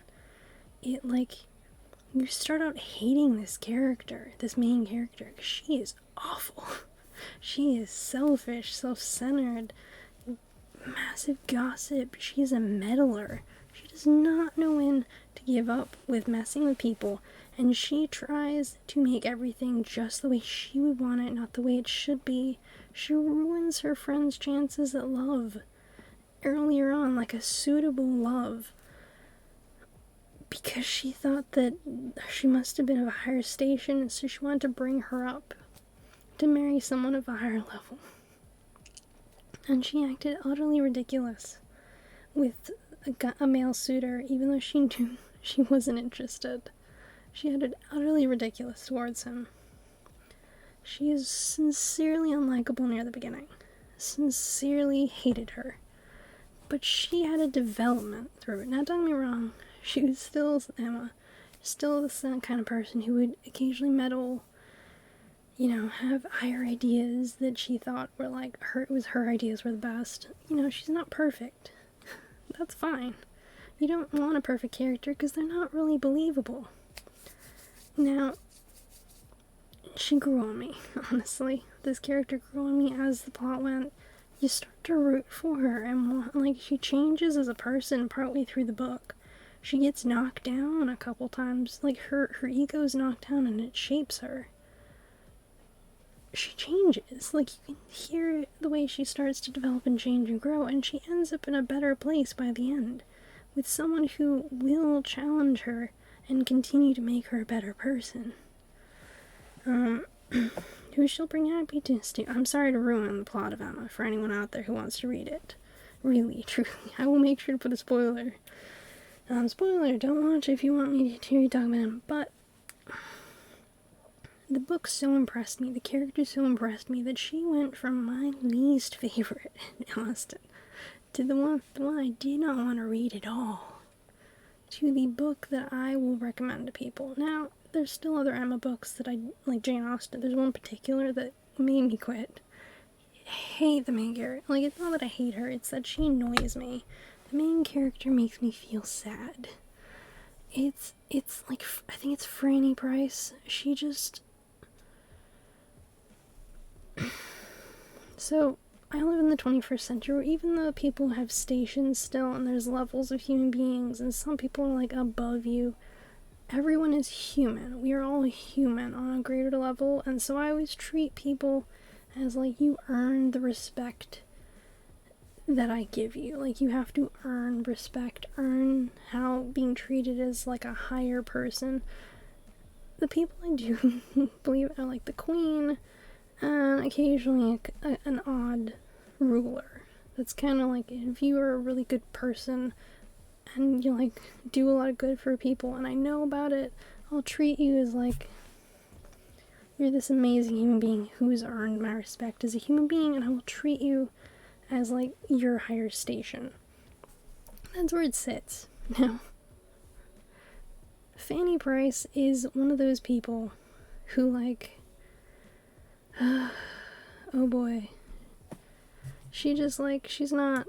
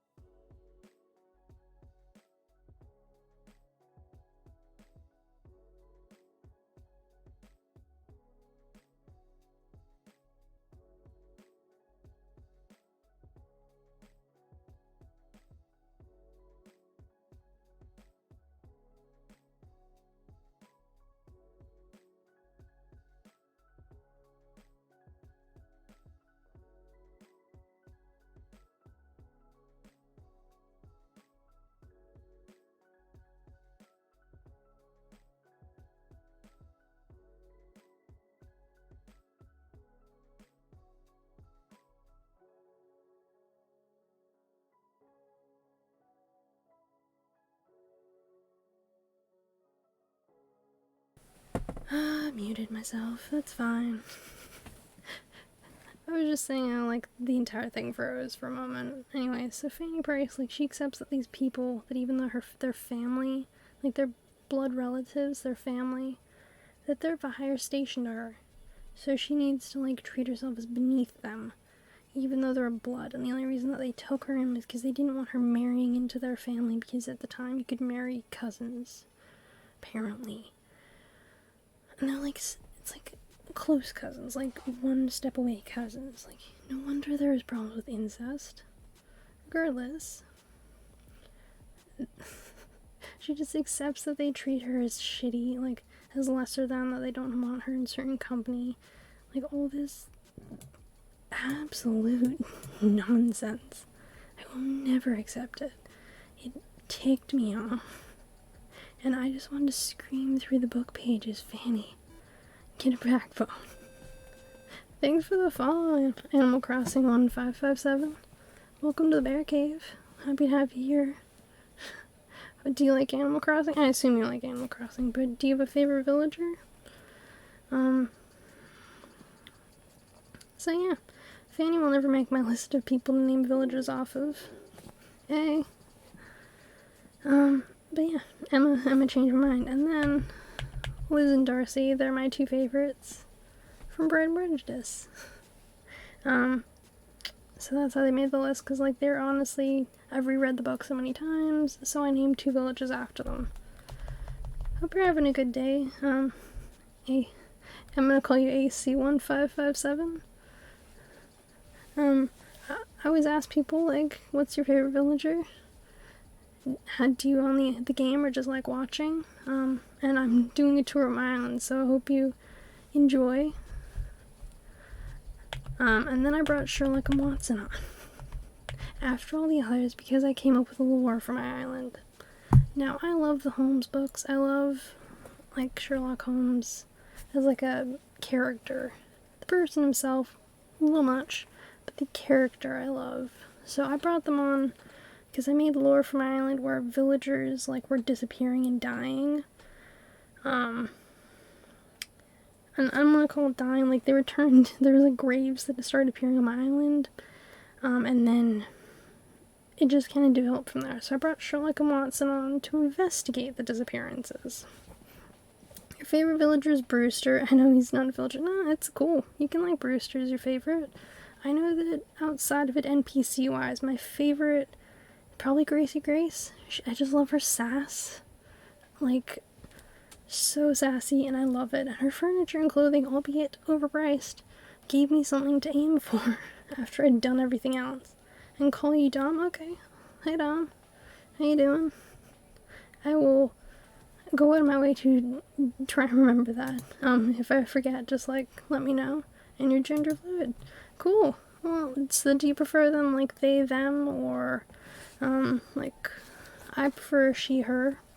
So, you know, I assume that, like, so yeah, just let me know if you prefer, like, that. They, them, most days. Okay, cool. I'll remember that, or, like, I'll do my best. My memory is a disaster, but I always try my hardest. I think it's just, like, usage. After, like, 2 to 3 times of using it, your brain just, like, clicks it. So, yeah, I will. Oh my god, thanks for the hosting. That's really sweet of you. I hope you're having a good day, by the way, and thank you for coming in to watch me do a tour of my island. Because I finally decided to go through and, like, make a thing of, like, all the lore and information for my island. Because I was like, I wanted to make it into a video, so that way I had it, because I'm going to flatten the whole thing. Once I find a good weather day, the whole thing is getting flattened. It's just going. So yeah, so those are how the villages happen. Now with these villagers, all except Buck are leaving, eventually. Buck is one of my starters, along with Rocket, who I got rid of in like 5 days. Rocket was easy to get rid of. I got rid of Rocket before their birthday, and their birthday is near the end of March. They were well and truly gone by the time their birthday came around. Buck is the only starter I kept, and his interior makes me sad. But I love him, and so he's never leaving. Like, the angry eyebrows, forever. As someone with thick eyebrows myself, I appreciate someone with some thick eyebrows. The rest of them are, like, rotationary now, because I'm trying to get every single villager photo in the game. All of them. Every single one, because I have a reason for it in relation to the lore of the island. Now, I'm just working my way through in numerical order. I'm not really too bothered. If I go on a hunt because one of the villagers asked to leave, then I will try and get one of the new villagers. Doesn't matter which one for the first couple, because there's only like 6 new ones, and there's rumors of new Animal Crossing amiibo cards coming out with the new villagers. Once that happens, and once I own them, won't even matter then, because I can just bring them in with amiibo. But until then, gotta do it this way. Thick eyebrows with shits from shits. Yeah, exactly, like thick eyebrows. So once I'm just cycling through them all, that's how I have them. If someone wants them, I typically, like, I'll give them away if someone wants one of them. Like Bob and Fauna, as some of the more popular ones, I put it out there, like, hey, these villagers are leaving. If anyone messages me within, like, a certain time frame, I'm like, cool, come over and take them. But if not, they go away after a couple of days. I, like, let them leave. I'm not too bothered. Like, well and truly not bothered. But yeah, so the only Soleil and Buzz and Peanut and Fuchsia, they're the last of the original ones that I had. They're the last of the original, like, villagers. Because Kid was the first one, I think. Kid and Leonardo were the first two that I replaced with. Show you the museum? I can show you the museum. But yeah, they were the first two I got rid of. Like, that I brought in. So Kid and Leonardo were the first, like, two replacements. Because they replaced the original campsite villager. And I think it was Carrie, who's, like, she's one of the kangaroos. So they were the first two I replaced. So yeah, this is the, like, little housing area. I'm gonna do the houses last, but yeah, this is where George and Darcy's houses are, in the Spirited Away, like, spa area. I made their, like, little mailboxes into those, like, you know how you have to, like, hook the, like, tile cards in Spirited Away? I made this the, like, little place where you have to hook them. Cause, yeah, like, that's where I, like, put the, like, hooks. So yeah, here's the little board with the little thing and the tile card. And here's, what's her name? I think it's, like, Lynn. We're gonna check her name, because I cannot for the life of me remember what her name is. Chiro, yeah, it's Lynn. So this is Lynn. She's chilling over here with, like, the tiles. And so yeah, this is the Spirited Away area. Yeah, so I made this, like, bathhouse. And I had to surround the houses with, like, it took so many panels. I'm not even gonna lie, it took so many panels. It was ridiculous. So I made that area, and then over here, which is the, like, the left beach, I made the, like, marketplace, because I wanted the marketplace. So it's got over here the little, like, fishing area where you can fish, and the beginning of the marketplace. So I used all these, like, these outfits to represent people along with the ghosts, because that's what the marketplace is for. But I hid over here a Howl's outfit and Calcifer. So Calcifer and Howl are here visiting as well, because, you know, they're magical. They can visit anywhere. But yeah, so I, like, filled this area. This whole side is, like, the campsite people visit, because they're not really here. In dreams it shows as, like, villager not here. So I like, the villager ain't here. But this is the, like, and there's, like, Lynn visiting. And yeah, I wanted, like, a cute little area where you could have, like, the visiting little, like, marketplace for Spirited Away. You know, like, every single fish that's in this area, by the way, I made sure of it. They are all, every single one of them. Let me turn up the volume for this. Because I don't know if you can actually hear it at the moment inside. Yeah, I think the audio's, for whatever reason, is gone out of the Elgato, whatever. You can, like, this is the Spirited Away. It's got, like, a song playing through the whole region, but I don't really bother too much about it. I just made sure the same song was playing through the whole area. I was lucky enough to get a big rock in this area, so I made use of it as, like, the extended part of it. This whole area started out as, like, it was, like, shell beds. It was, like, random stuff. But it took me forever to place these lanterns up the top. Because I originally placed the lanterns, I planted the bushes, and then I put bugs through here as well at one point. Which was so dumb. So I had to go back through and replant all these and take out the bugs because I preferred the lanterns. So yeah, I like made sure all these people are placed through here. Like the outfits. As like visiting guests with the spirits. Because that's what this whole area is. It's like visiting spirits. You know? You want them to be as like excited as possible. And have all the food. I originally wanted at one point to get a pig villager and place them in here. You know, like the parents, because they turn into pigs when they eat it. But I changed my mind. I was like, nah, it's a bit too on the nose. So, that's what this area is. This is the Spirited Away, like, marketplace. I can't stop the shells from appearing. Unless I, like, fill it with, like, fencing, but... yeah, you just gotta accept them. Alright, so I also, like, made sure to put all these, like, fossils all through here.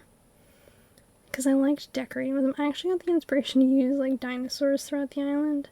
And, like, the big bugs from someone else's dream address. But I put this, like, elevated plesiosaur near the beach to signify, like, for the water. So I put the little, like, water dinosaurs up here. Because I really like the fossils and I didn't want them just inside the museum. Because it seemed really boring. But... this whole area glows at night. I mean, I wanted the whole island to still feel, like, lit and glowing, you know? Now, if you follow the tracks, it goes to the secret beach in the second one, like the second train station. But if you go up here, there's the two different entrances to the museum. So walking along here, you have, like, a couple of, like, art pieces, a couple of museum bits. And originally you could walk all the way along here, but it doesn't go anywhere. So I got rid of it and put some cows. You can see the dinosaurs in the distance. And the second beach. Like the second train station. See? So, yeah. Like, I love the cows. I wanted a place for them.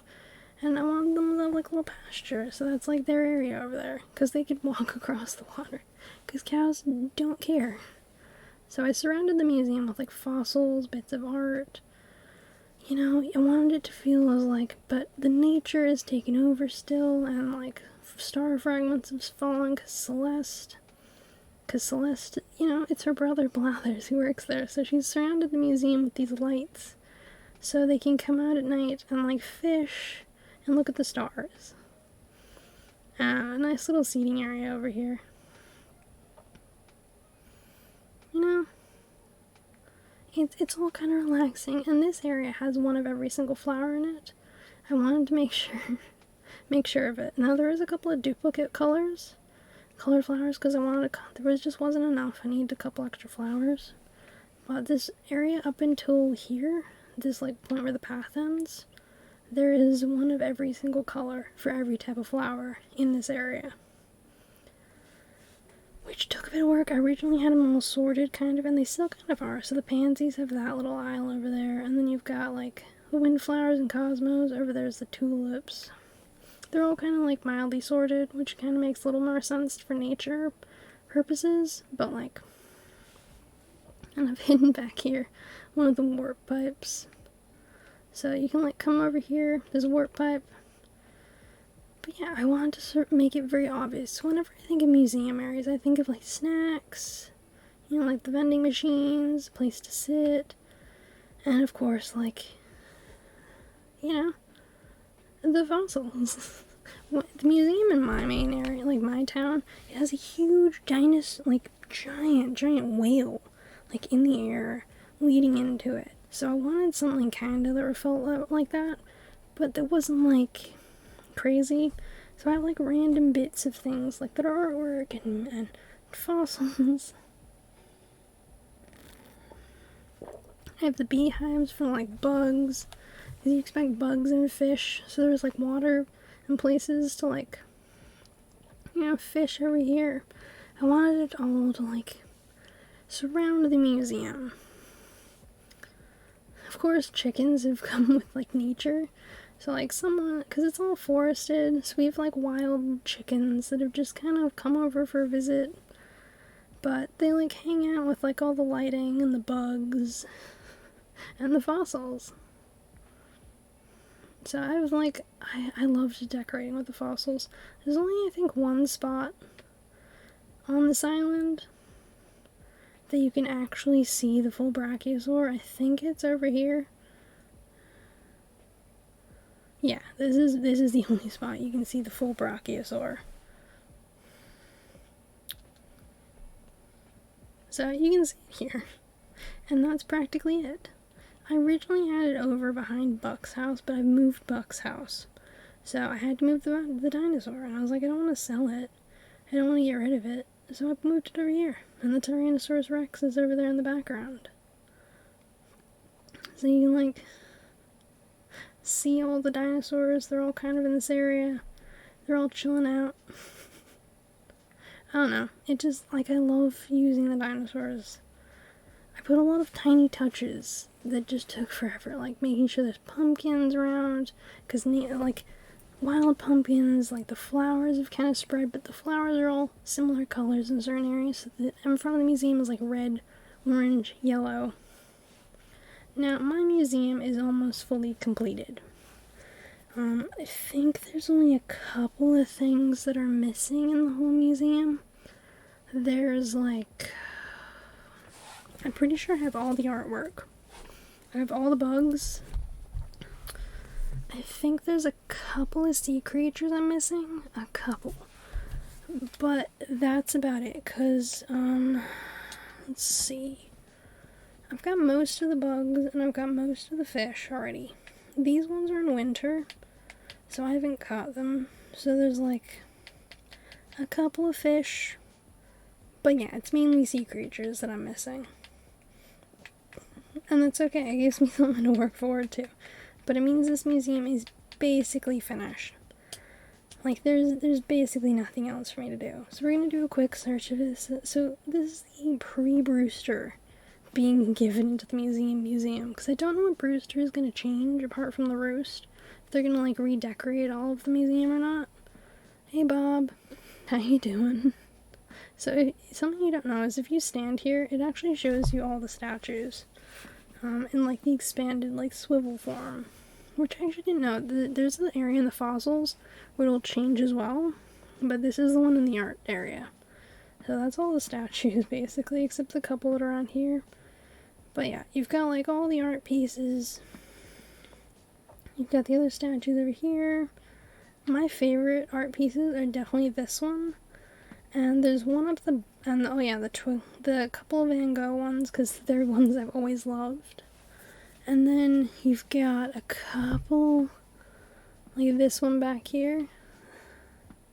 But yeah, I like all the art pieces. I have all the art in the museum. There's nothing left art-wise for me to get from Red.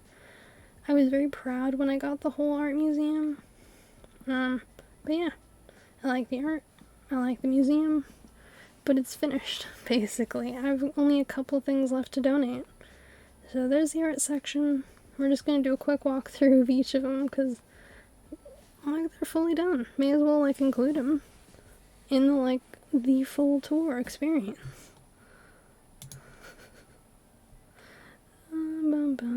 Properties.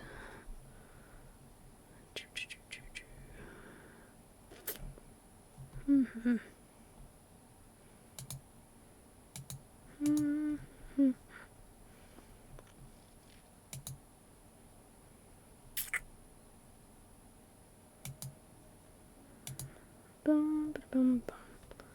Sorry, just having a look at something in settings, because for whatever reason, that is being special. Let's see. Audio.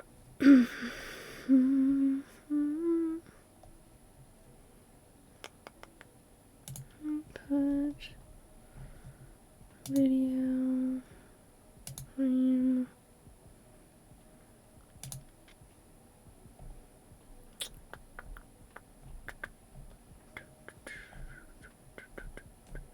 Yeah, because they're like, Elgato, I don't know if it's, like, actually sharing audio at the moment.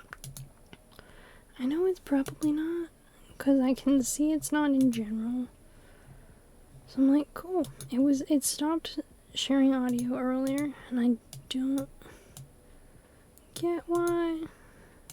No, we're gonna put it over here, because that's where I normally have it. So if it is sharing audio, great. I'll find out when I watch the recording later if it's actually sharing audio, because I don't think it is. But yeah, here's the fishes, all the fishes, every bit of fishes. My favorite is still the Arawamba. This big monster thing in here. I love it so much. But yeah, here is all the fishies. Fishies. I like what they've done with this new museum, because I had the old museum in New Leaf, and it was cute. Every version they've kind of upgraded what they've done. The art museum area especially feels a lot more museum-y. I don't mean to be so basic with it, but it's like, it feels a lot more real. Like, you could actually imagine going to a museum and that being what you see.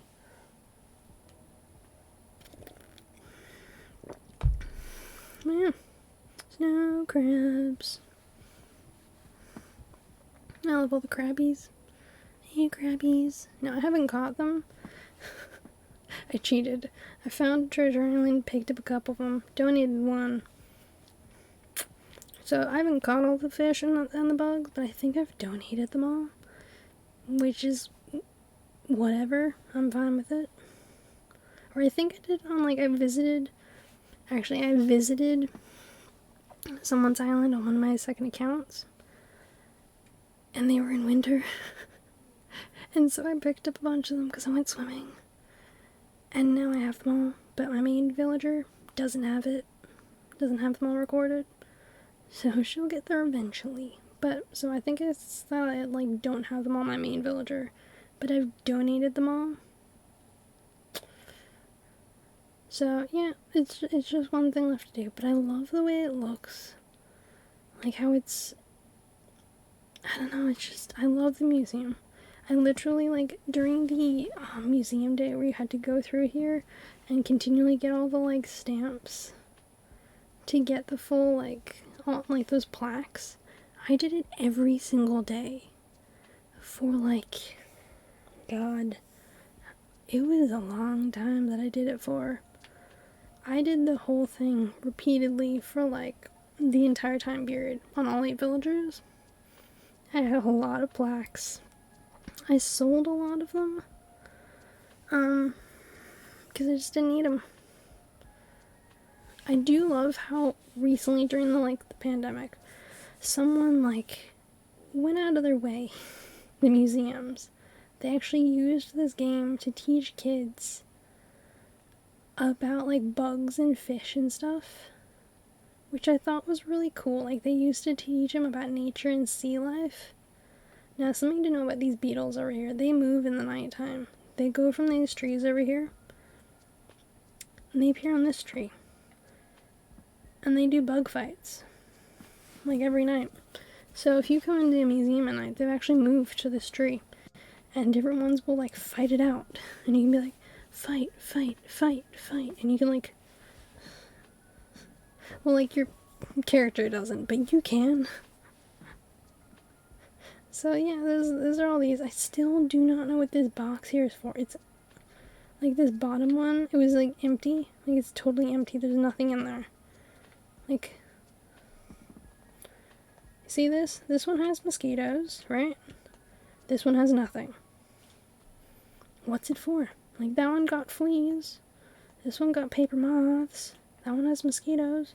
This one has nothing. Does that mean there's another bug left to come? Because I don't know if I want more bugs to catch. I kind of do, but I also don't, you know? But yeah, there's all the buggies. Hi, buggies. And then we've got the more bugs over here. I love this section here, specifically, with these 3 ones. It's so cute. My favorite area is this next one, with the fish and bugs. This is definitely hands down my favorite area.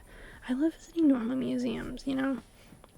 Here at the moment in Brisbane, they've got, this exhibit going, with all the masters paintings from Europe, I think.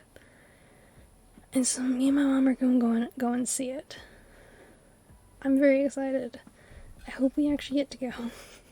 I'm super excited to see this. I will in fact go to bed early on the day beforehand so I can wake up early and go to this exhibit. I'm excited. I'm genuinely super duper excited about it. So, I love museums. I love that this museum is so cute. I love the butterfly area. The sad thing is the museum at my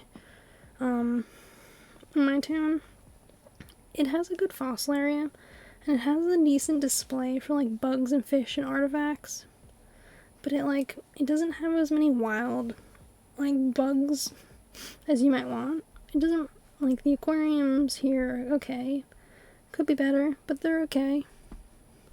And here's the fossil area, which incidentally I finished most of it fairly quickly, and I was only missing like 2 bugs, like 2 fossils.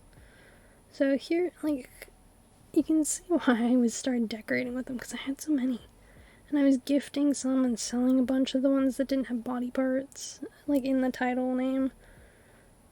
But yeah.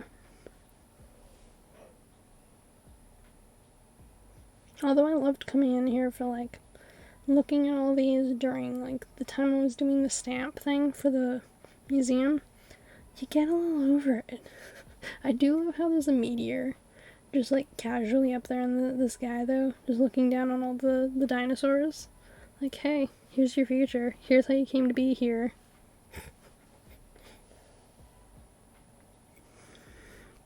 Oh, yeah. This is the completed museum. I do like how you can... Something, like, fun is if you stand here, it lights up. These, like, cute little touches. So it's why I tried to do, like, a lot of small touches on my island, because in, like, the museum and Animal Crossing, they put these tiny touches into the game. I want to make sure I put the tiny touches into my island. So, my Spirited Away area, I made sure to mostly use, like, cherry blossom brand, like, the lanterns when I was doing the seafood market with, like, cherry blossom leaf piles. I debated doing my island to save it in spring, but I don't like traveling backwards in time, unless it's on the same day, to complete something. I genuinely don't. I don't travel back in time for weather, nothing. I move forward, not back. Hey Blathers, you're asleep. Achoo. Enjoy your cold. Blathers, he needs to wake up. Anyone else remember the Wiggles where they're like, wake up, Jeff? He needs to do that. So yeah, I managed to do most of this area with orange, yellow, and red flowers. Because I was like, ooh, cute. And then I have all of the different, like, novas. And I've got, like, little chickens. So yeah, nature kind of took over. The chickens come down here for food. We've got the wild pumpkins that have moved in with the flowers, like nature fully taking over again. I clearly use these little flower squares just to stop the flowers from totally taking over, because the thing is, I love the flowers, but they do have a way of just, like, spreading in mass. But you'll notice all the different areas, I theme the flowers. And I made a lot of these one jump over areas. You can just jump across. It's clean, it's simple, it's good. Because there's a couple areas, this area over here, this little nookie part, you can't get in here. You used to be able to get in here, but I put these bushes here, and the fencing, and this lantern and scarecrow, because I was like, nah, you can't get back in here anymore. Because I have the little lowered pumpkin area, and I wanted there to only be one way to get in there. So yeah, I made the little bath.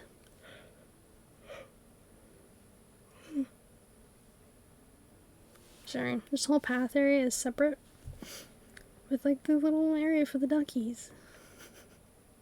I don't know, I just liked having this tiny little area that was for basically nothing.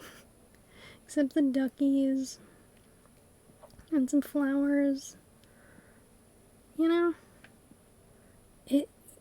Sometimes nature just has some areas, and I actually was like these tiny one space paths of water. I was watching someone do tours of an island, and they were talking about how, like, water isn't always just these big rivers, how this comes in tiny paths too. And I was like, oh my god, they're right. It does come in tiny pads. So that's how I did these. Sorry. Because you can do one-person pads, like these little one-space pads. Because nature would have them, so why can't my island, you know? Like, nature would have this, so why can't I? Do, do, do, do. Ba, ba, ba, ba. So, yeah. That's that area. That's that little area. Do, do. Now, this is where Sherlock and Watson's house are. Got my little pumpkin over here with toe beans. So this is their little, like, personal pumpkin area. Like, pumpkin farm. Sorry. And it's just like, here's the, like, pumpkin patch. It's near the bridge. It's like a lowered section of the forest with, like, wild pumpkins just as, like, a farm. You know, the trees were cut back. You can see the river. And the pumpkins are all semi-organized because they've been organized by, like, Interwood Minor Farm. Do do do do do. So yeah, this is Sherlock's house. And you have, like, the nice little seated area near the pond with the frogs on the lily pads. And the goose. Because I made this little, like, frog pathway. Like, sorry. Frog river and pond area. Because I was like, oh, this is adorable. And then I put, like, a little DIY area with all of the rocks. Because I wanted a rock garden. But I was also like, I didn't want some, like, higher level of intensity. You know, like, there's different types of rock gardens, but I was like, I want it to all fit in. You know, I wanted it to look natural. So these are the rocks. This is my rock garden. Because it all looks like it blends in with nature. Like, this is just a rocky area. And I had, like, the different fruit trees. I wanted to have a certain number of each of them, so there wasn't too many of one fruit tree. It all just kind of, like, seemed natural. Like, the fruit trees kind of just intermingled in the forested area. Some of them were planted as farm fruit, but they all just kind of coexist and exist in their own way.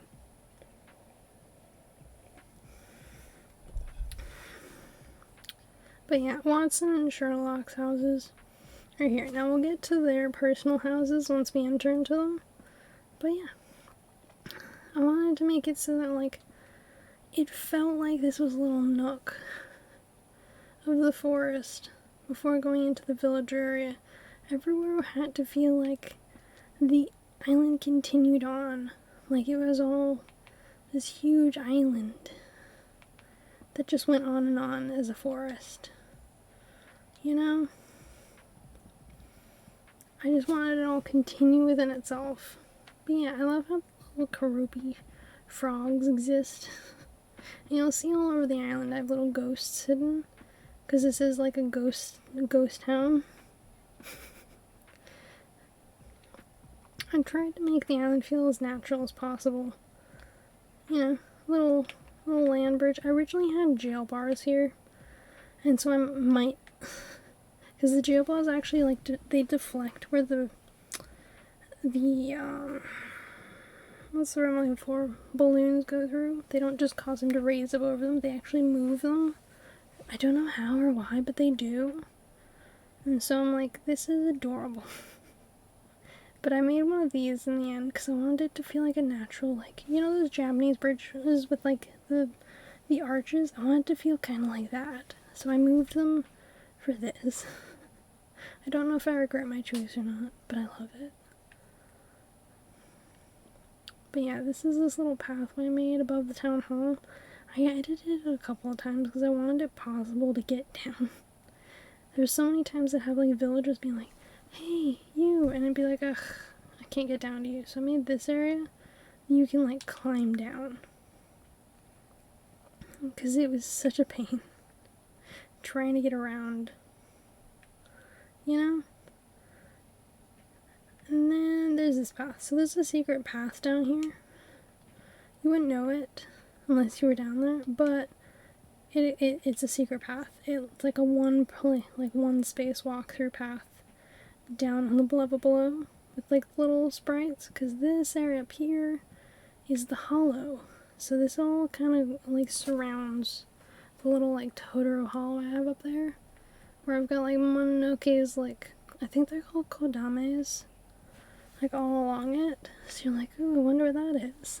It's a little hollow because Totoro like sleeps inside a big tree, so I kind of made that for him.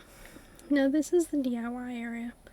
You can craft here, you can relax here. It's a little picnic area, but this is essentially the crafting zone.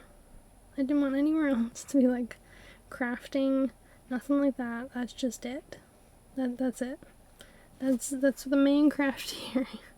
Because I originally had multiple crafting areas near all the houses with like items outside for them to craft with. I took it away. I was like, nah, not anymore. And so I left one. There is crafting tables all around the island, but a lot of them are the natural ones, so they're like trees.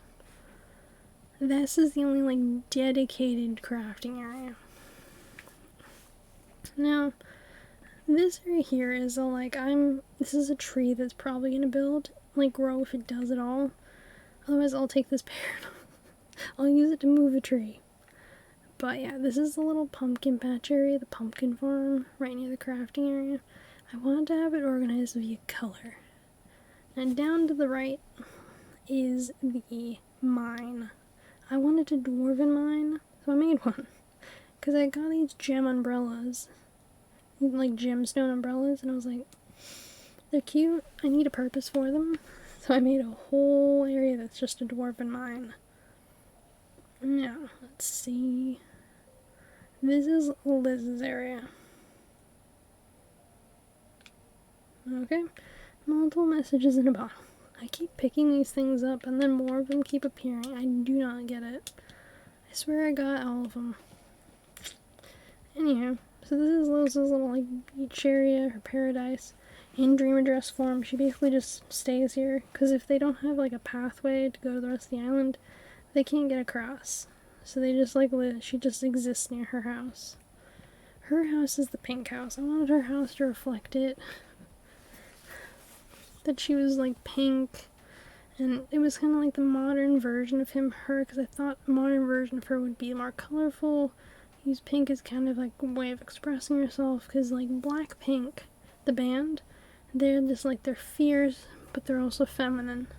So this one was like, she's a fierce lady, but she's feminine. So pink is everywhere, but she's creative, and she's her own person, and like, don't count her out. So that's her house there, and you can only get to it through jumping or climbing down up there near the near the entrance. You can't really get to it any other way. So her house occasionally gets missed when people tour my island. They're like, oh, we got him. I'm like, you missed Liz. Now I put this little pansy field here near my house. I'm pretty happy with how it turned out, honestly. I love pansies. I considered getting rid of all of them and putting gold flowers here. Because this is the mine area, but I'm like, nah, pansies is perfect. I don't need an area that's just gold roses. That seems insane. I might change my mind later, but for now I'm happy with the pansies. Now this is my main house. My number one. It's blue. My favorite color is blue. And I'm very happy with how it's turned out. Now, I'm probably going to change a bunch of the rooms once I start flattening. But for now, I love how it's turned out. Now, this is the pier. I put little fishies and a ponyo, because you gotta have the Ghibli reference. But yeah, you can see these gemstone umbrellas roll over, and I saw them and I was like, we need to make a mine area. Like, it just needs to happen. Like, what are you thinking if you don't make a mine? And I was like, how would I make a mine? It's not like there's like mining tools in the game, you know? So I made this. I used Mario mushrooms, I used the mushroom items. I used some of the rocks to form like stalagmites, you know, like the stalagmites and stalactites that usually exist, so this kind of is that like version. And I use like some of the items to reflect like if they were made of silver. So like this is like a silver arch, like an arch made out of silver. And you use the Mario blocks to create levels. So a lot of it is just like to represent like nature and like the natural stuff you'd see in a cave. The flowers have kind of like spread all through, because you know, I imagine that they're made of like sapphires, emeralds, rubies. Like they're made of gems. They're not natural flowers. They're flowers like made of gemstones to go with the mushrooms and like all of like the nature that's going on here. You know? Sheldon's house, his interior is mushrooms and forest. So his house was perfectly in this area. So I was like, oh cool. Because I moved Leonardo out here. And then I like made the dwarven mine area. But I also like considered moving Sheldon's house once I'd gotten Sheldon until I saw his interior. I was like, nah, you're staying right here. So yeah, this is the whole dwarven mine area, and you can see it from the pathway up here, like up there with my apiary. So yeah, this is the like mine. Whenever I say mine, people are like, oh, it's yours. I'm like, yes, but like, I mean like mine, like an actual mine, like it's an actual Animal Crossing mine. Like all of these flowers are meant to represent like gemstone flowers. Like I'm just very happy with how it's all kind of turned out. And, like at the end you have the dwarven throne and like his like forge materials. And he's made like these trees out of silver. Like they're completely made out of silver. So yeah, that's the dwarven area that I made, because I love playing a dwarf inside D&D. So that's kind of where this all comes from. Now I have more pumpkins up here. Because I love the pumpkins, and I was crafting a lot with pumpkins. And so that's kind of how that happened. And then here's the apiary. So I made the apiary. And I wanted to use these like purple hyacinths because they reflect the lavenders. And I love how it's turned out with like a little scarecrow to guard it. Like overlooking the mine. I don't know if I'd want a bigger apiary, but I do plan to reuse the bee models. And maybe get more bees. But here is the hollow. Now the whole hollow, it's visible from a flyover. Like when you do a flyover for the island, it's 100% visible. Because this is where you fly over. So I used like a lot of potted plants. I used a lot of like flowers and like bug models, especially the butterflies, like mainly the butterflies. And some mushroom items. And this is kind of where you end up. You end up down here with Totoro. And so I made a couple of paths down here, and I originally made it so you could get in here through a soot sprite path, but no one ever used the thing. So I got rid of it, and I made a waterfall down that end. So when you get down that end, it's just a waterfall. So here we go. So you can climb down that way as well. Okay, sit on the mushroom. So yeah, over here you can see there's like a waterfall over there. Boop, boop, boop. You can climb up here. So like you just gotta find the right spot. Honestly, a lot of people are like, oh no, we can't get through. And I'm like, it's all a matter of finding the right place to climb up and climb back down. But yeah, I made this like waterfall like place over here to go down into the lower forest over there. With like the forest behind it. Because I was like, no one uses the path. Let's make it a part of nature. Like the tree, the only way to get in is through climbing through the tree. You can't get in any other way. I wanted to make it feel very mystical, kind of magical. That's why I use the hyacinth lamps all through it. And yeah, here you are back at like the farm. I wish Sherlock and Watson's houses. So yeah. I originally had bucks farm through here. Like up on the higher this level. And this whole back area was like a tiered like area. Didn't mean to do that. So like there's like tiers. Why am I doing it that way? Yeah, so you have like the tiers, as you can see there's like tiers. And so it was like an inlet with like a water area. And I removed it and I just made it into like Buck's farmhouse. You know?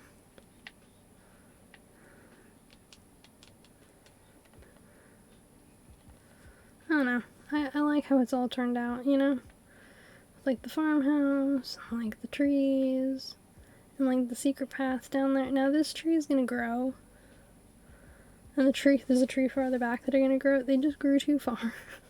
So I had to chop them down and replant them. So once they've grown, they'll kind of like block off the view. So it'll be kind of hidden how you get down there. You have to like come down through this one person path that comes off the mine. Or you have to go from near the train area. So we'll go back out that way. But I made this back area with like Mario items. I nearly said Mario.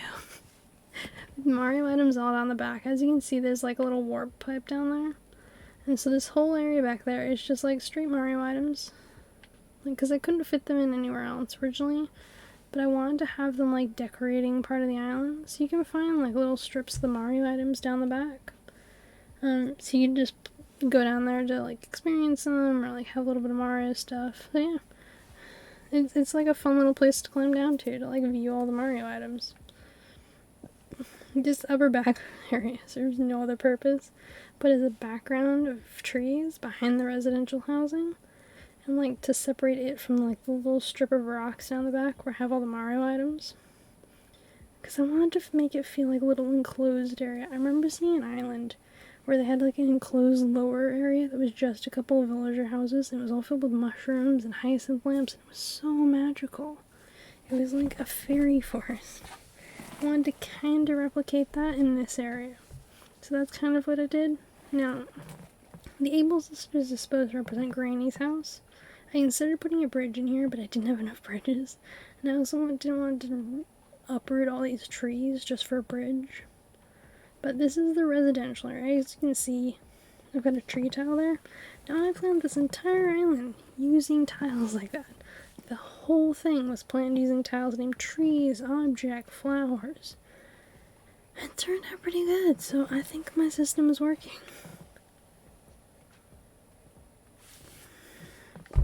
Now, past that, you've got Buck's forest area, like farmhouse. Now, as you can see, I have the villager photos out all over for all the villagers. Because I'm like, I want to collect them all. Now, as I get them, and as I kick them out, the villagers, wherever they go, I then put the villagers in Emma's basement, the photos in Emma's basement, because you can see there's graves, like there's actual graves over here. And those represent the villagers who left before I did this system of them being trapped inside photos, kind of like Luigi's Mansion 3. So before that, they all get stuck in these, like, there's these, like, graves that showed up.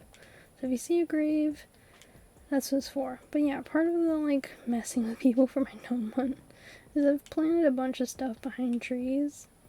So people are like, oh, I think I found a gnome. And then it's just, like, tiny house that's representing the fairies. But yeah, this whole area is filled with trees and like lighting, and it's really cute at nighttime. And all the residential housing. Like, honestly, this is just the residential forest area, and it's all kind of like hidden back here. And then you just go through here, and bam, train line. So yeah, it all kind of like works out, I guess. Like as a pathing. Alright, we're gonna try and do all the houses in a semi-order. And like, it'll come down to, I think, closest ones we'll get like first. We'll get it first.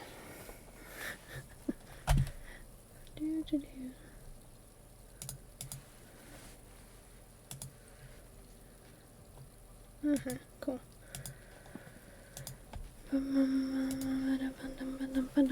Okay, cool. So we're gonna do Emma's first, I think. Emma's house is the enchanted house.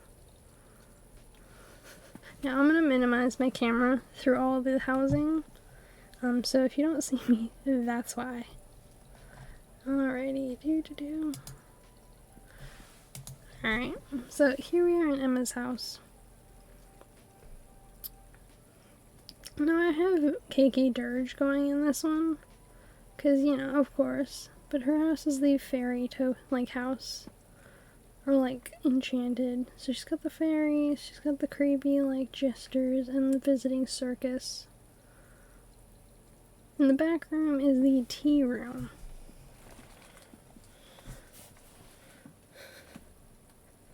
So she's got this little tea room back here.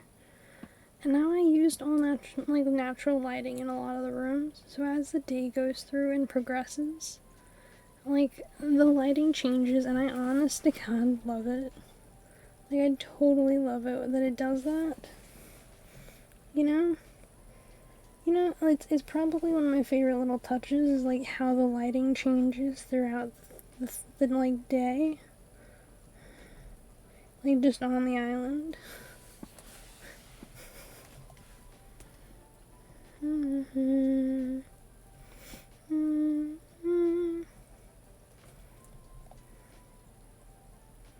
Okay. Yeah. So yeah, this is her like house. Like her tea room. Cause the idea is villagers come like on their way out of the island. They come by, they have like a bit of tea, they have like dinner, they have a sleep, they relax in the garden, but then they never leave. Like they never leave the island. So the back room is the tea room. Over here to the left, we've got the dining room. So this is the nice little like Asian dining room. Now I used music through all these rooms, but my Elgato is like being a child. So it's not recording audio at the moment, I don't think. At least not on my end. So I might go back through and record all these rooms again. But I haven't really decided. Now over here to the right is the bedroom.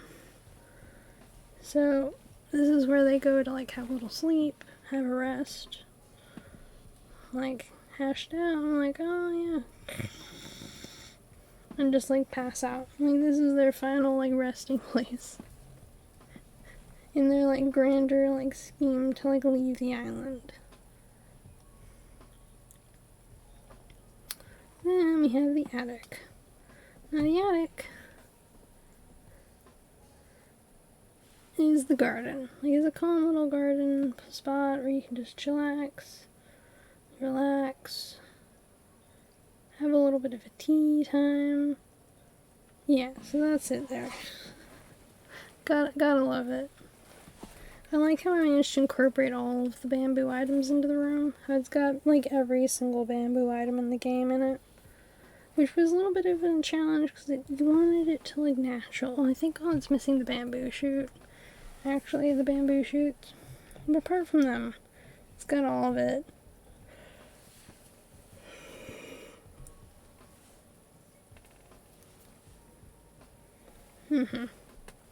Now here's the basement.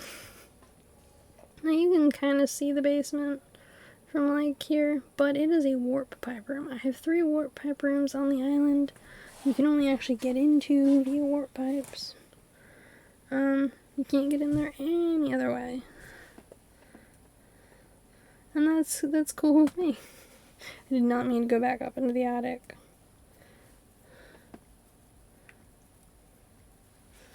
Alrighty, so that's Emma's house. Hers is the enchanted one. It started out as Victorian, like posh style. I have photos of when I made her house, and it was all like posh, antique furniture, rattan furniture, a lot of like white walls. But now her house is one truly an enchanted house that you're not meant to leave.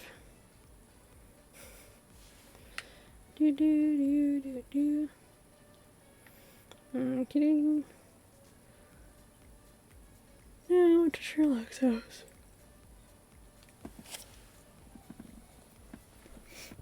So Sherlock's one of the last two villagers to come to the island. Along with Watson. So this is classic Sherlock. Like his classic, like, study area and room. It's got the mast, it's got the tea from, like, you know, it's got everything. Now, the left room is his potions and poisons room. It's where he grows all his plants, it's where the poisons come out of. It is the home of all of that.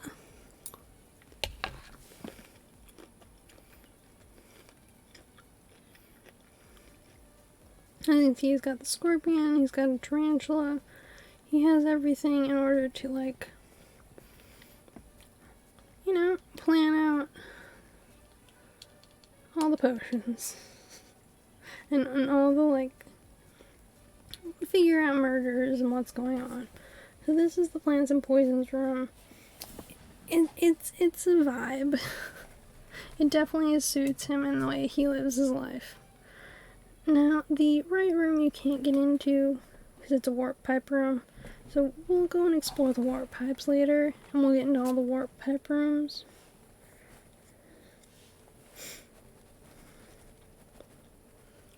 This back room.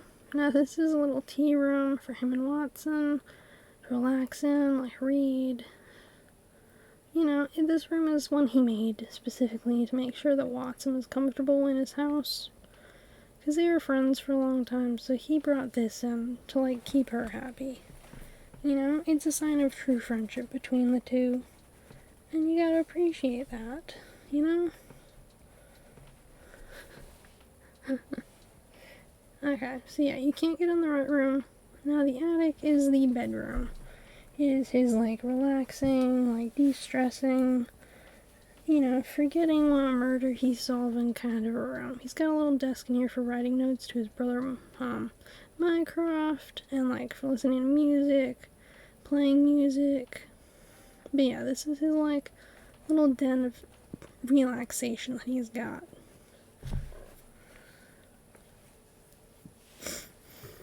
Yeah, everyone's gotta have one. This is Sherlock's. Now, his basement is his opium den. Now, the reason I put opium den in here is because his character is, in fact, obsessed with the stuff. He typically, in every single one of them, has them. You know? He's got all the dens. Like, in every single version of them, there's always one. So I put pufferfish, put little items, like tea thing, and these little things here are meant to symbolize, like, you know, what they smoke them out of, like, smoke it out of. But yeah, this is the home of that in relation to Sherlock. Because this character, when it was made, it was at the prime time of, like, opium really making the rounds among like, a lot of people. It was really addictive. A lot of people, you know, used it. It was common. So that's why he has one, because it suits his character. It's what his character would want. Even in the, like, modern version of Elementary, still has one. Like an opium den. Alrighty, now on to Watson's house. Do do do do.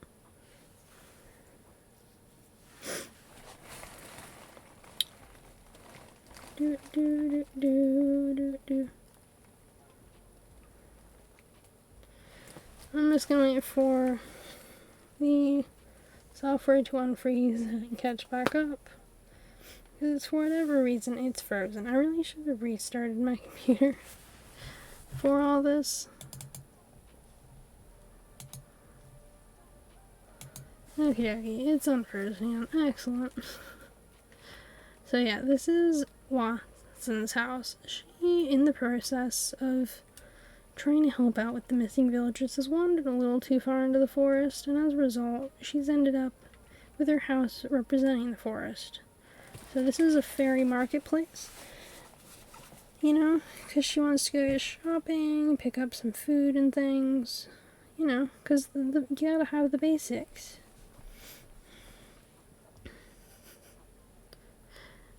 Then you've got like the back room, which is like the dining area. Now you really don't want to like invest in eating fairy food. As far as I'm aware, it's always described as dangerous. But here's a little like dining area. Everything is like matching, like it's all symmetrical, which is a bad sign, especially with like a sneaky cat as the shop owner. You really gotta be careful of what you're eating, what you're doing, all those kinds of things. And then we've got to the left.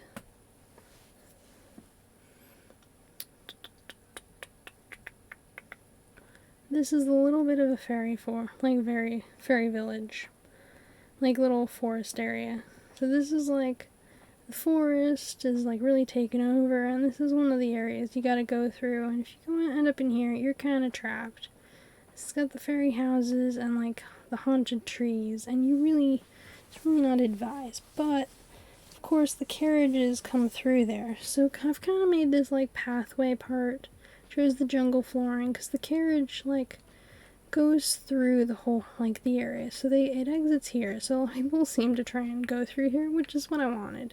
I wanted to feel like it came from here and it goes through into the next area. Now you can't get through here. It looks like you can, but you can't. The carriage kind of like blocks it off.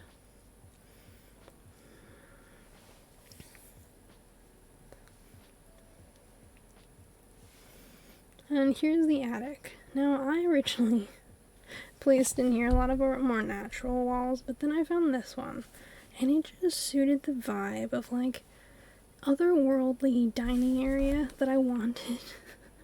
So this is kind of like, you're trying to find out what's happened, so you're speaking to the souls of the villagers who disappeared, and this is where you can meet them. Like, this is the only place to find them. While they're still here, because they are still on the island, you just can't really find them, or what happened to them. And then, down in the basement, you've got the fairy forest. So I read a book called Wildwood Dancing when I was younger, and I didn't intentionally do this, but I seem to have made this kind of feel like that. In the book, these sisters, to escape their life, go dancing in this like wood that's occupied the fairies. They like have a way to get down there, and they do it every I think it's like every week they go down there, and they're part of this forest. So this is like this ball.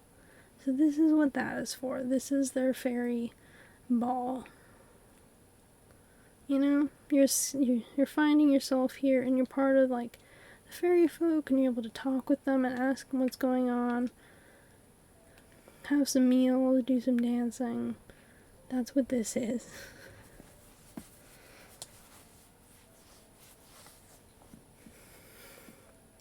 You finally found the overall ruler, and so the only place to find them is in that fairy ball.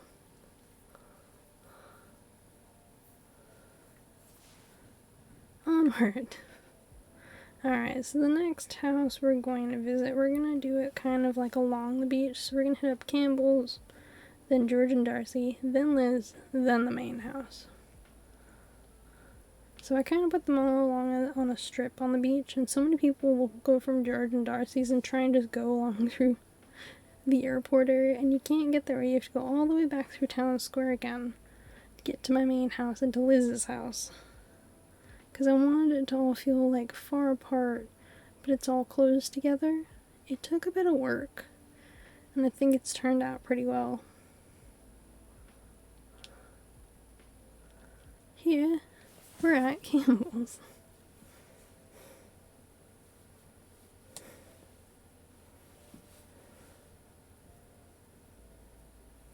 Alright, so this is my boyfriend's, the one I made for my boyfriend.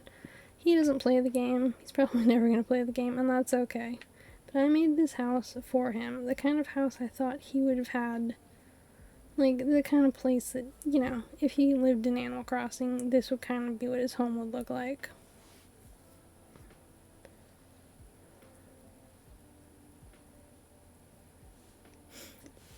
So he loves Zelda. He's an absolute fanatic. He is super disappointed with what they've done for the Zelda anniversary. I'm very disappointed, and I'm not even a massive Zelda stan. But here we are.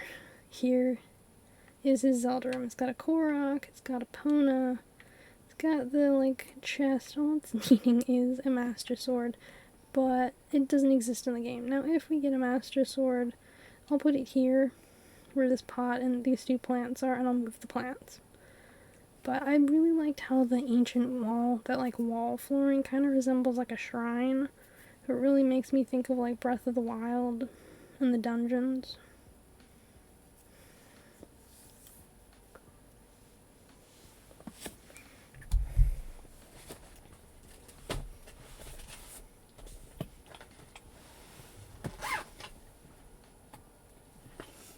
Just get my chapstick.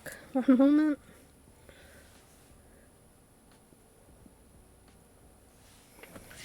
Alrighty. So, this is the space area. Now, I went to a space exhibit last year, and he loves space as well. Space is cool. So I made sure to have one of every single star sign fragment here in this room. I'm not sure if I love this room. I may eventually change it, but I might still try and keep it spacey. You know, like a space diner or something. But this is like the space room I've given him, with all the star signs in it and a bunch of space items. It really feels a bit more like a museum exhibit than anything else. Now this right room is to resemble his old office that he had, geez, like 2 years ago now. So this is what his old office was. Or, like, close enough to. He had, like, a chair, like a desk, you know? Because he used to own a partially own a secondhand, like, bookstore. He shared it with his family. And this is, like, kind of makes me think a lot of his old, like, space, you know? Filled with books, filled with stuff. But I like more... It's a little different in, like, the decoration. It's just inspired by... Now, the attic is my favorite. And it took a bit of work, but I got there. So, the attic is Treasure Planet themed. It is one of the final scenes in Treasure Planet. This jacket here is called Jim's jacket. I actually found it from someone's DA. Don't ask me whose, I do not remember, but I just googled, like, looked it up, and there it is, Jim coat. So it's like the only thing I could find for Treasure Planet. I had to make this, like, wall thing myself. This gateway is meant to represent the gateway that they travel through. If you've seen the movie, you know what I'm talking about. So there's, like, the map and this, and it's like the entrance through the map. If you've seen the movie, you know exactly what I'm talking about. But this is the Treasure Planet room. It's as close to it as I could get. And I'm pretty happy with it. I really like how it's gone so far. I don't think it's going to be something I remake anytime soon. If anything, I might expand it and move it into the main room. Now, this arcade is because he briefly worked in a gaming, like for about a year or so, worked in a game store. And so this whole area kind of resembles that. Now, it wasn't an arcade, it was like comic books and like game items, like Warhammer and stuff. But I wanted to make a little arcade because he likes gaming, and now these coins are meant to represent every place you lose money, like entrance, the vending machines, the phone booth. So this is his house that I made for him. I really like how it turned out. I made the exterior green because it's his one of his favorite colors. And it's the color to reflect like Zelda. So I gave him that, and he's at the entrance of the Spirited Away marketplace. And I'm pretty happy with how it turned out, honestly. I really like how the marketplace turned out.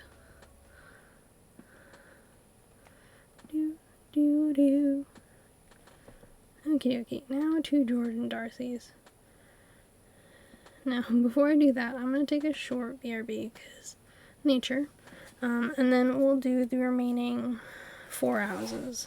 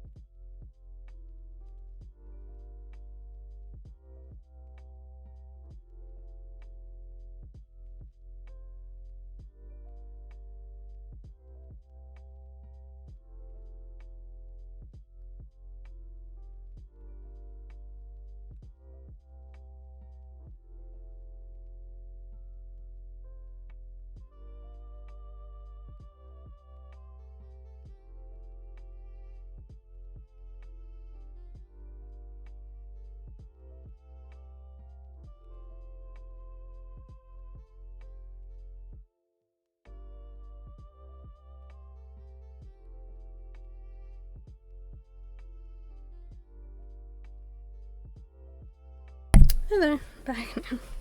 Cool. Casually just peeked the mic a moment. Alright, so we're back here in front of George's house. We're gonna do George and Darcy's. So, George's house I originally was gonna make very Victorian style, very much like the books, but his character is a farmer. So I was gonna very much try and reflect that in his home. Now I kind of made like this room kind of like reflect that because he needed a good farmer's kitchen. Like, a good thing about any farmhouse is a kitchen that's functional, has what you need, you know, kind of doubles a couple of things. Like, it's always a good place to be and it feels very comforting, warm, and inviting. Now this is his office. I changed it a couple times. I changed it recently, but his office had to feel like, you know, you could get stuff done in here, but it was friendly, inviting. Like, it was the kind of place you'd walk in and be like, hey, so the tractor's broken. Like, ugh, alright, let's go get it working again. You could also relax and, like, read a book, because this is, like, your safe, like, little space to, like, work, but also, like, relax a little, because you own, like, a farm. So that's kind of what that room is. That's his office. The back room is in fact the farm I gave him. Because I originally was going to put him in a farm area, and I actually might do that in the next iteration. I'll like give him a farm area, but for this house, I gave him like a little forested farm area where he like gets work done. He's got a pumpkin farm. Now, when I redo the island, I will give him probably an actual farm once I've flattened. But for the moment, this is his farm. The right room is his bedroom. Now, you might think, oh yeah, you haven't really put too much thought into George's house. No, I put a lot of thought into it. I wanted the whole house to have a vibe. Every single house has to feel different to me. So this house has to feel very farmy, very warm, very inviting. Like, it has to feel like you could go here and imagine that you're in like a forested, farmy area. And like you, like at any moment you'll hear a tractor going. So this is his bedroom. Like, cause he needed a comfy place to sit, relax, go to sleep. You know, a place to wash up his face. You know, like a calming, like, house place where he can heat it up and get it warm during the winter. That's what his room needed to be. Do-do-do.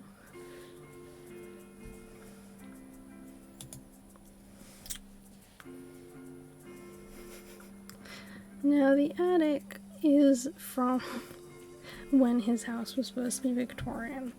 That's what this attic is. It's Egyptian themed. I wanted it to feel like a tomb. I wanted it to feel like you could see these explorers going there and just taking all the stuff out of it like you did during that time period. They would take the items, they would do unwrapping shows of mummies. They would sell off the person, like they'd pay for the expedition to happen. And then they'd get all these items as a result of it, you know? Like, this was their jam. Like, getting items for, like, you know?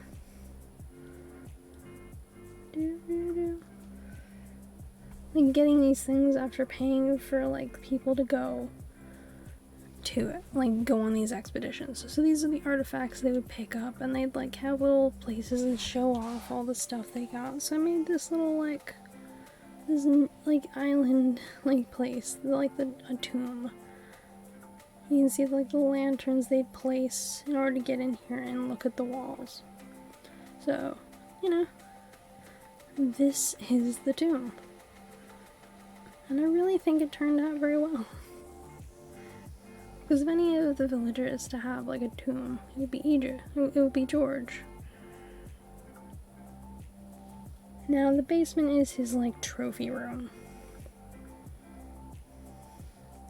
This place is like for trophies and like, you know, I plan to put all of the special seasonal wands in order here. The next one to place, I believe, is the wedding wand. That has to be put here, and then I think it's the Halloween one. And I don't think there's one for Christmas, but we'll figure it out.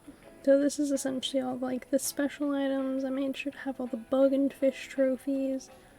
Like, I gotta update the plane coloring, but I wanted all the planes that I had in the island to be different colored. So I have a yellow plane somewhere else, and I think a blue one on display. Don't ask me which house they're in. They're in one of them, because I did a lot of tiny touches with tiny items all over. And so it's a challenge to make sure to find all the tiny items that you can find. Now, for anyone who wants to ever do it, like try and find all the gnomes on my island, I suppose this tour would be a good way to do it, because you're likely to see some of them on this tour. And, you know, good for you. I personally would want to find them all myself, but that's okay. This is also a good way to see, like, some of the missing ones, if you miss some of the, like, easier to find ones, because you're only going to see the easy to find ones on this I'm not going anywhere near any of the harder ones. So Darcy's house, his main room is going to be seasonal. So it's currently summer themed, but once I flatten and move into autumn, I'll be redoing this main room to be very autumn, like farm, like harvest, autumnal, like it's going to completely change. So this is currently what it looks like for summer. I'm gonna take pictures for this main room with all the different for all the different seasons as they happen. I'm gonna plan out what I want this main room to look like on Phototopia before I change this, because I don't want it to be an empty blank room for like weeks. So once I decide what this room is gonna look like, I'll start changing it. Now this left room is the Christmas holiday room. Like, it's not fully just Christmas, it's got stuff for Hanukkah here and Thanksgiving. So it is very much like a holiday room, you know? It's kind of got all the seasons in here.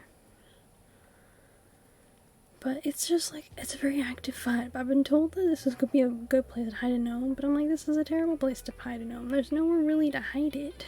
Not if you, unless you hide it somehow behind the tree.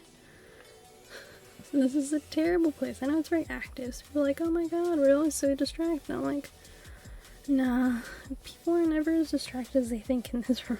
It's just the wallpaper being so bright that I think does it. I actually also like the room with the lights off, but I preferred it for like just the tour purposes with the light on.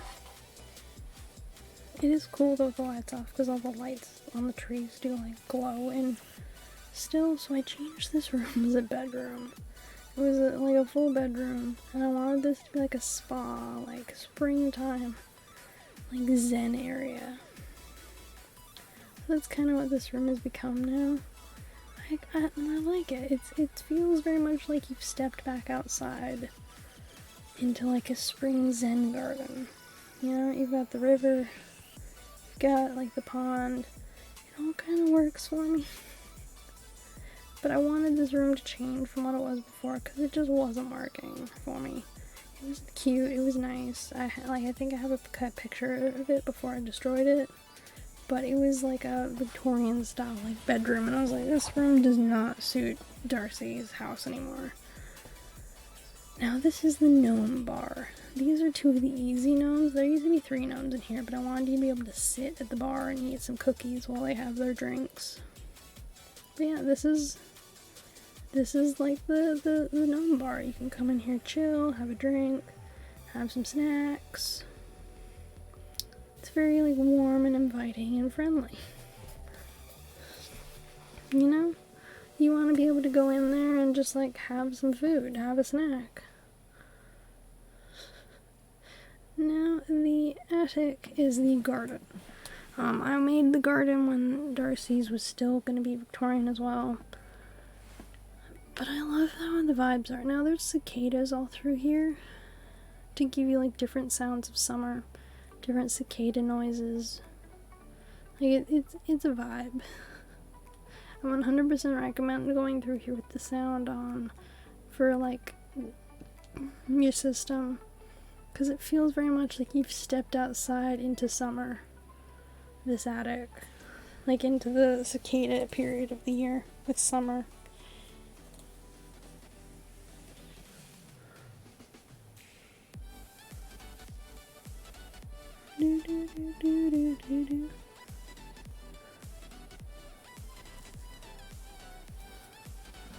Now we've got the mermaid basement. See, Darcy and Liz, their houses in the basements are connected because I made them both into merfolk because I like this island is magical, it's forested. We're gonna make some merfolk, so I made Liz and Darcy into mermaids. So I think when I redo the island and I move George's like house to be in the farm, I'm gonna move Emma's over here to be with Darcy, and I'll make it so you can only get onto this area via like one area across water, climbing down and jumping across another section of water, which is gonna be a pain in the butt when I place them, or through swimming here. So I'm gonna make sure one of the items they leave out inside a bag is going to be a swimsuit. So you can swim here if you need to, if you're, for whatever reason, cannot find the pathway to jump over here, because some people will not be able to. Because, you know, it's obvious to you where you place stuff on your island, but it's not always to everyone else.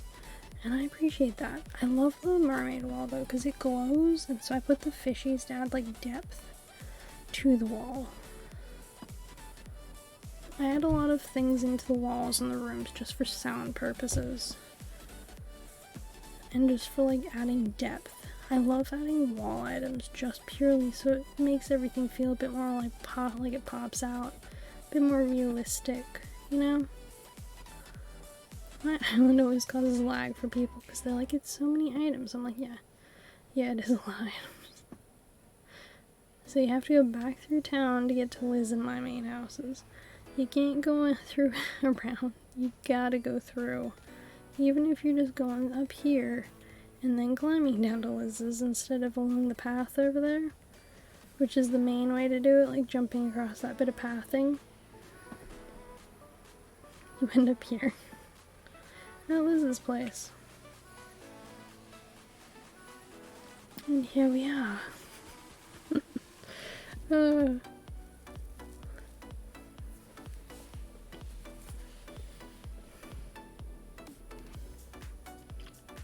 So here's Liz's house. It's pink, but I wanted to make sure it wasn't too pink, so it had to all be like items you could realistically put in the house, but they're not being too overpowering. Just like enough pink. I think I found the balance.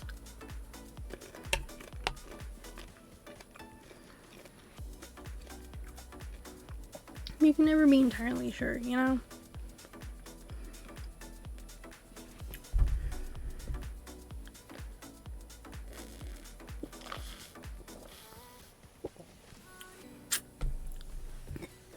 So this room I changed to the wintry wall. It used to have a summer wall, but I prefer the like lighting and the pop, I think, with this wall than I did with the other one. And so I went with this. I changed it to kind of a wintry kitchen with like the cherry lamps and the pink flooring, so it all the stuff, the items all now like kind of pop out a bit more, which makes me really happy.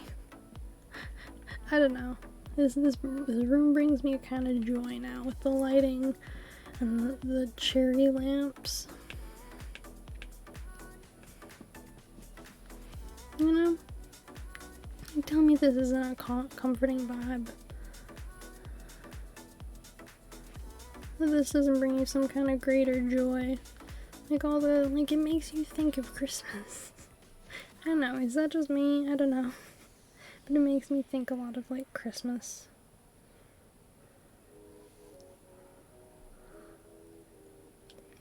Then we have the back room.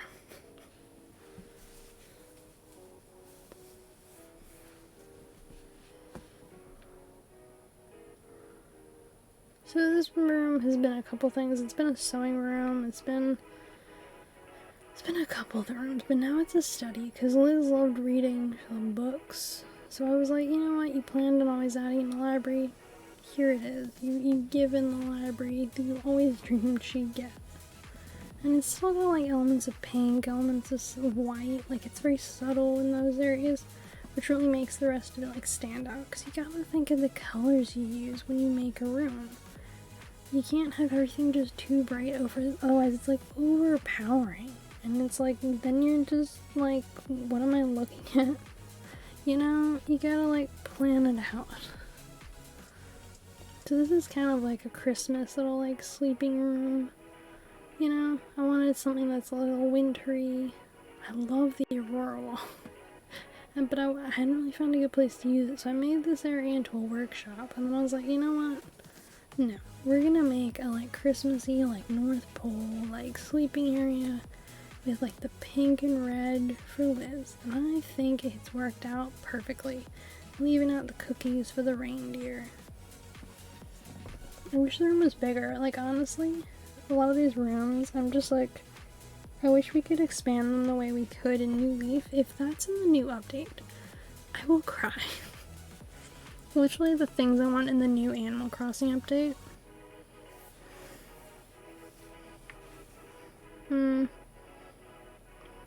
if it's frozen again. 3:35, 2:30.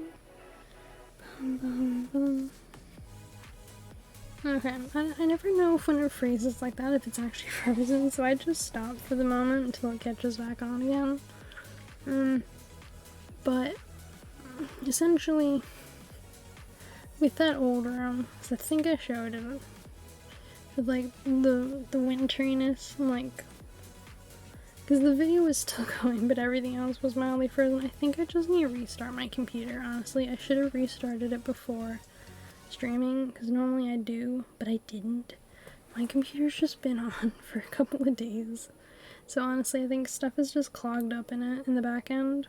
So next time before streaming, I gotta, like, do the refresh. Anyways.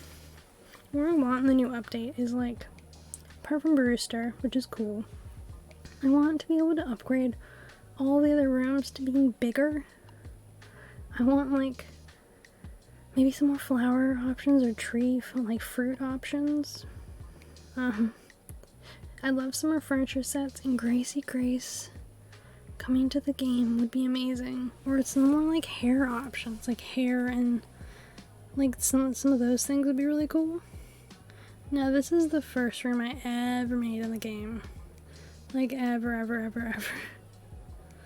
This is the first one. Like, that I was, like, fully, like, seasonal, like, it's been built, this is the completed room, it's not changing. This was this one. Now, apart from, the only things that changed were the kimonos on the walls. Like, these kimonos. I had the basic one, and I had it customized. And then I got these extravagant ones, and I changed them over.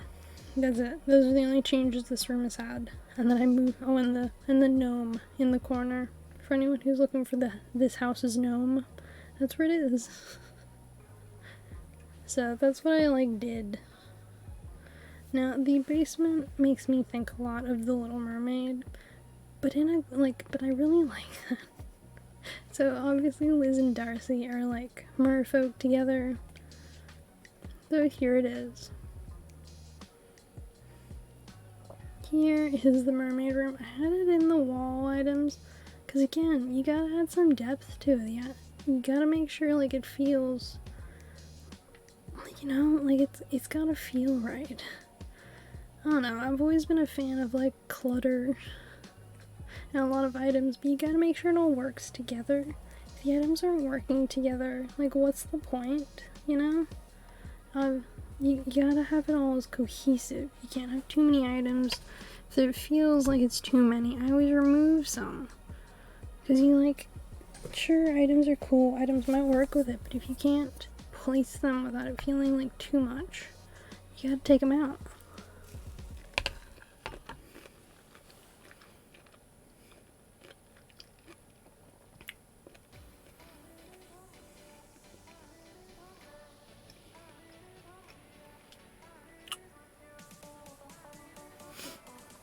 Now, this is my main house. The last house. And then you should have seen the entire island.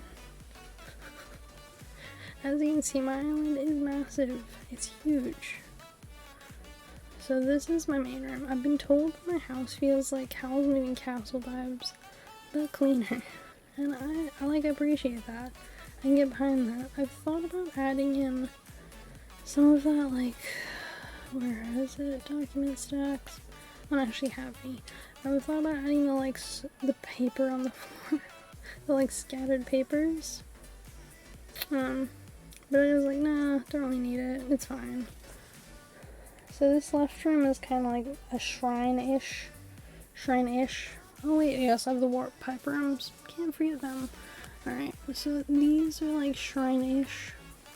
Like, it's a relaxing little spa sitting area, but it's also got like the walls, like things so you can relax, feel zen, feel connected with the spirits.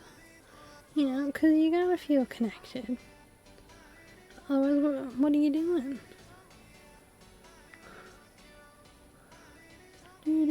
Now, the back room is the bedroom. It's the main place. It's where I, like, do the setting up of the dreams, the dream address. This is the, like, Howl's-ish bedroom. Now, I love the fact that it has been compared to Howl's Moving Castle, because the main, like, the town tune is Merry-Go-Round from Howl's Moving Castle.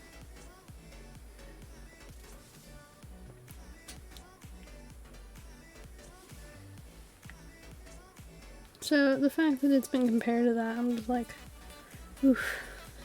That hits me in my, like, that's exciting place. You know, it brings me, like, greater joy. Now, this is the music room. I play 5 musical instruments of varying skill levels at varying times. So I made this room to reflect that. My love of music. And the fact that music and me just connect. I'm more likely to play a game with good music than the rest of the time combined.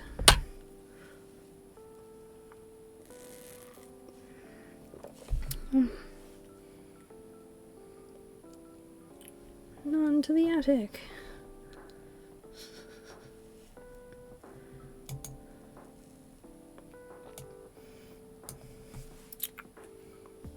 Here is my mushroom room. Now, I had a mushroom room in New Leaf. This is kind of my, like, version of it recreated. This is my attempt to recreate that, but, like, elevate it to new horizons and their items. I miss a couple of the New Leaf, though, like, mush items, but this makes me feel a lot more like I'm in an actual forest than that other room ever did.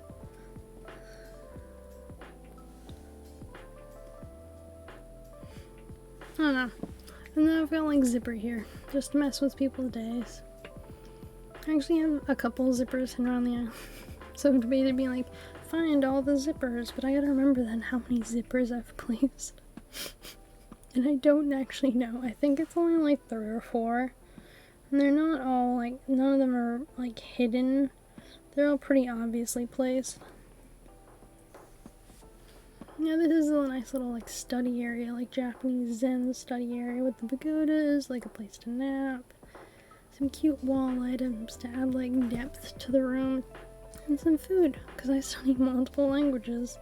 So you gotta be, like, filled with food, have a place to, like, nap it off. You know, be all relaxed and calm to, like, study it out. So those are... That's the whole house. That is my whole island.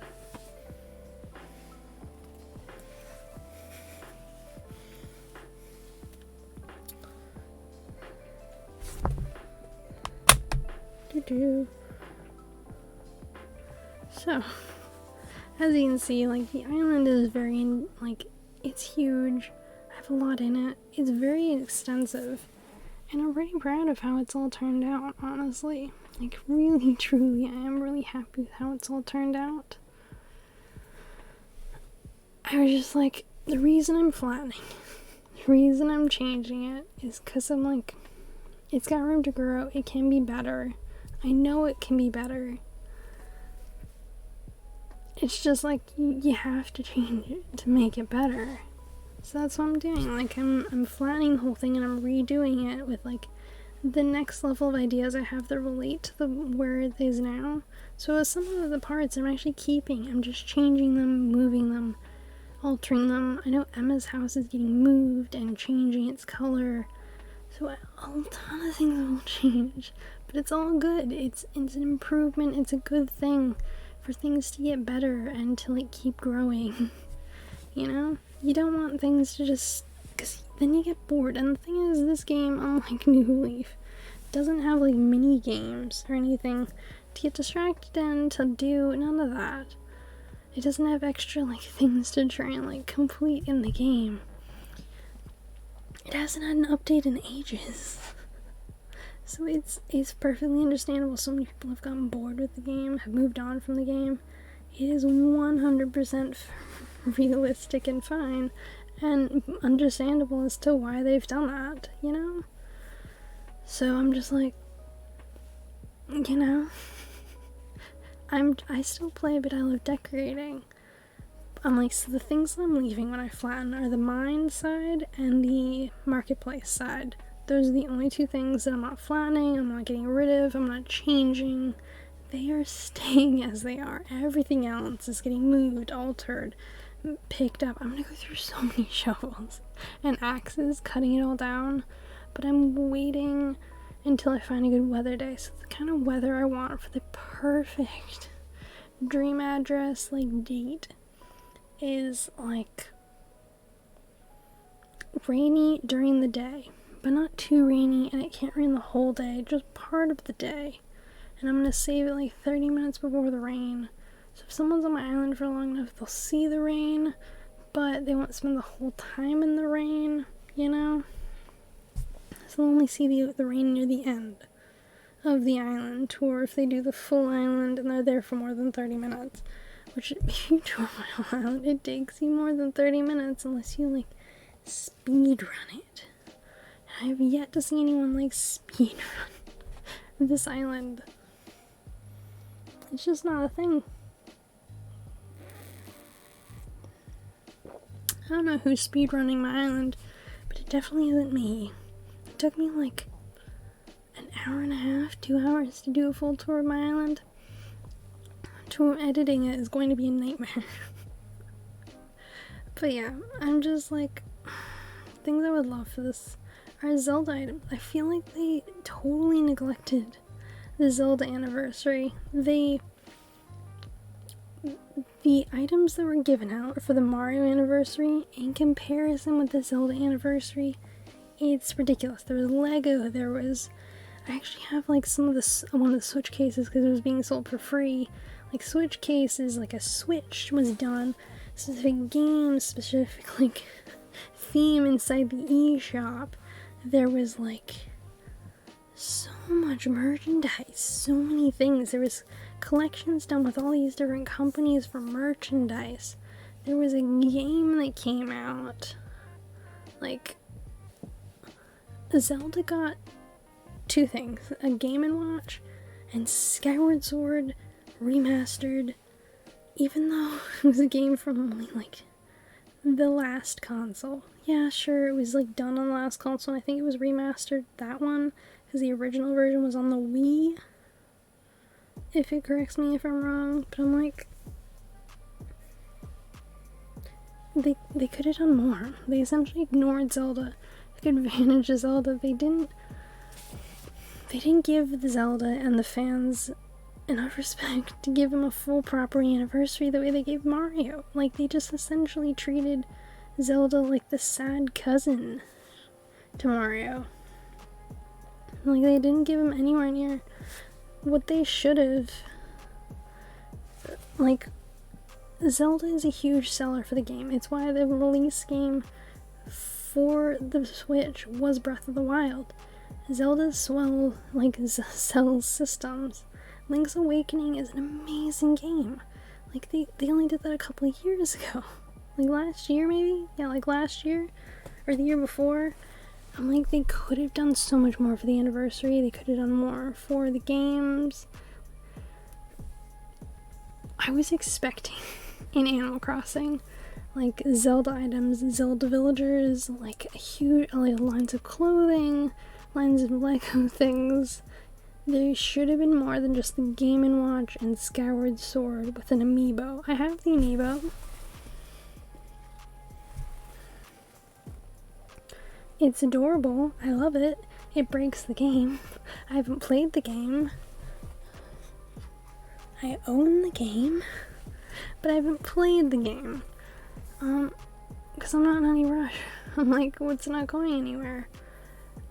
But I personally feel like they took advantage of the fan base and that, like, they didn't give him anything for the anniversary when everyone was so hyped for it.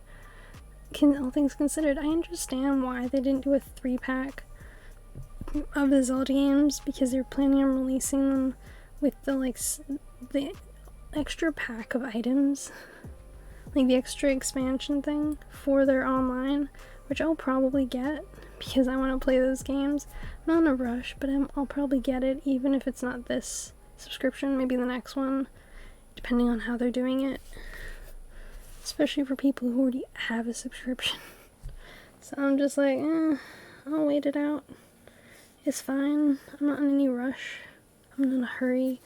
And it's all dependent on, like, how much of a discount I get for transferring over, because I'm on a family one and I don't want to have to rebuy the full family one again just for these like couple of games. If it's like that, I'll just wait. I'm fine waiting to play these games like a year.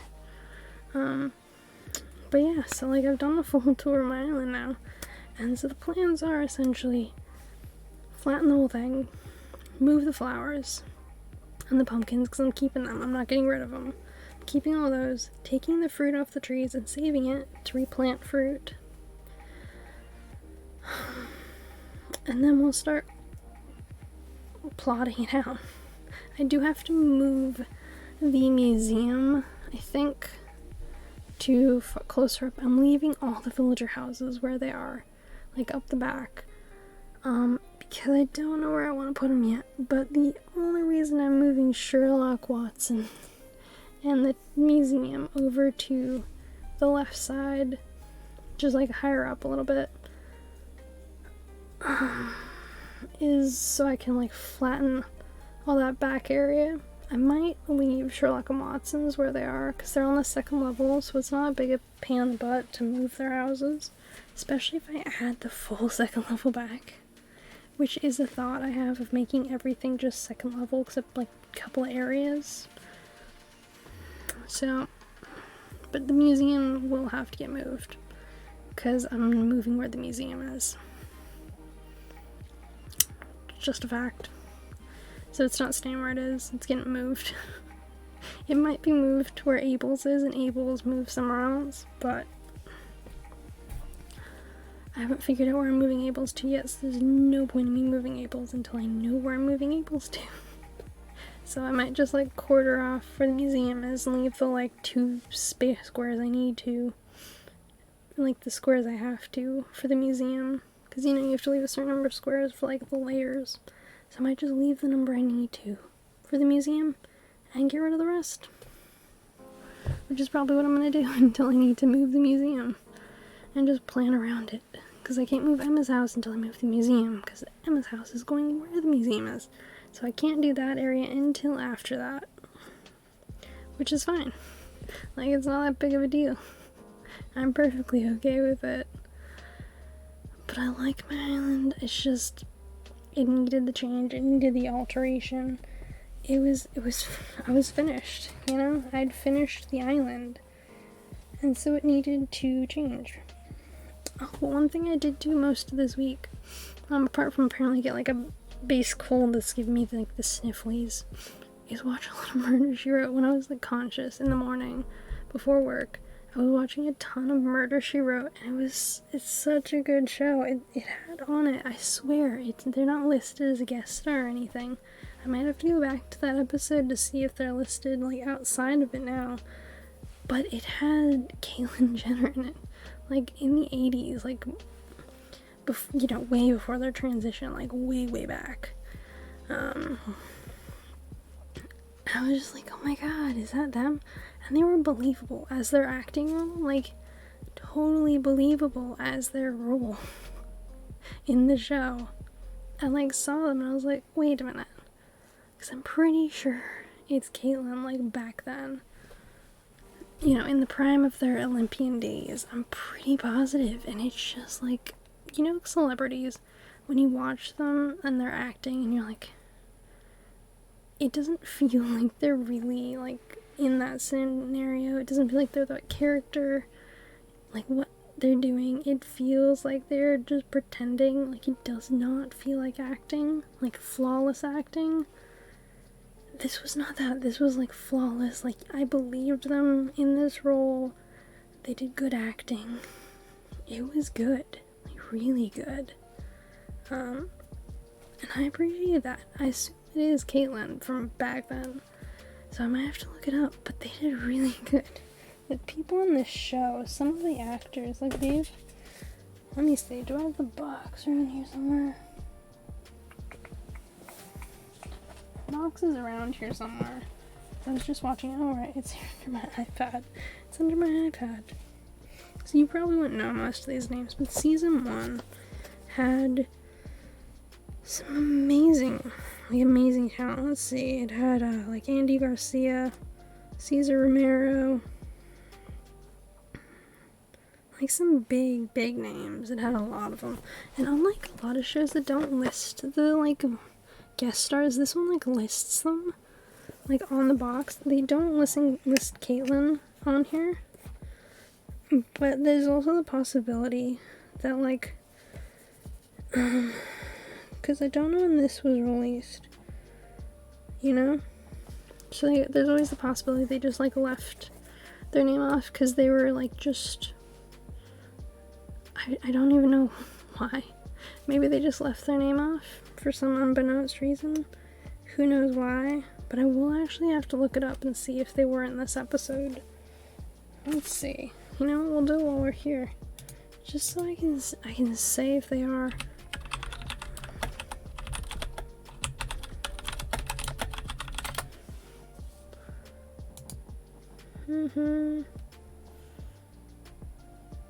Yeah, they were in Murder, She Wrote. Yeah, they were in a football-themed Murder, She Wrote episode.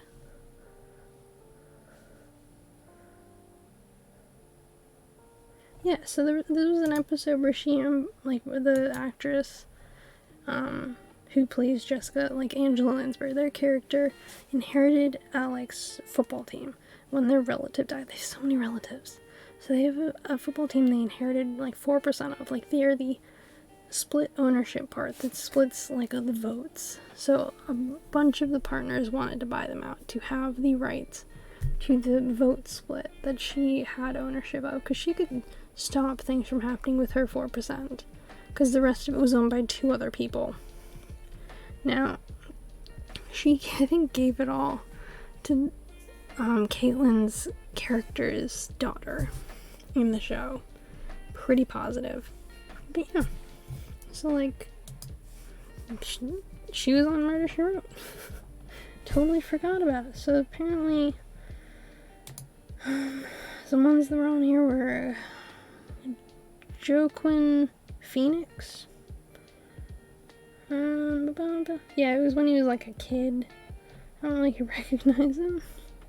But he's like, I do not recognize any of the shows that this guy is in. Then Caitlyn Jenner.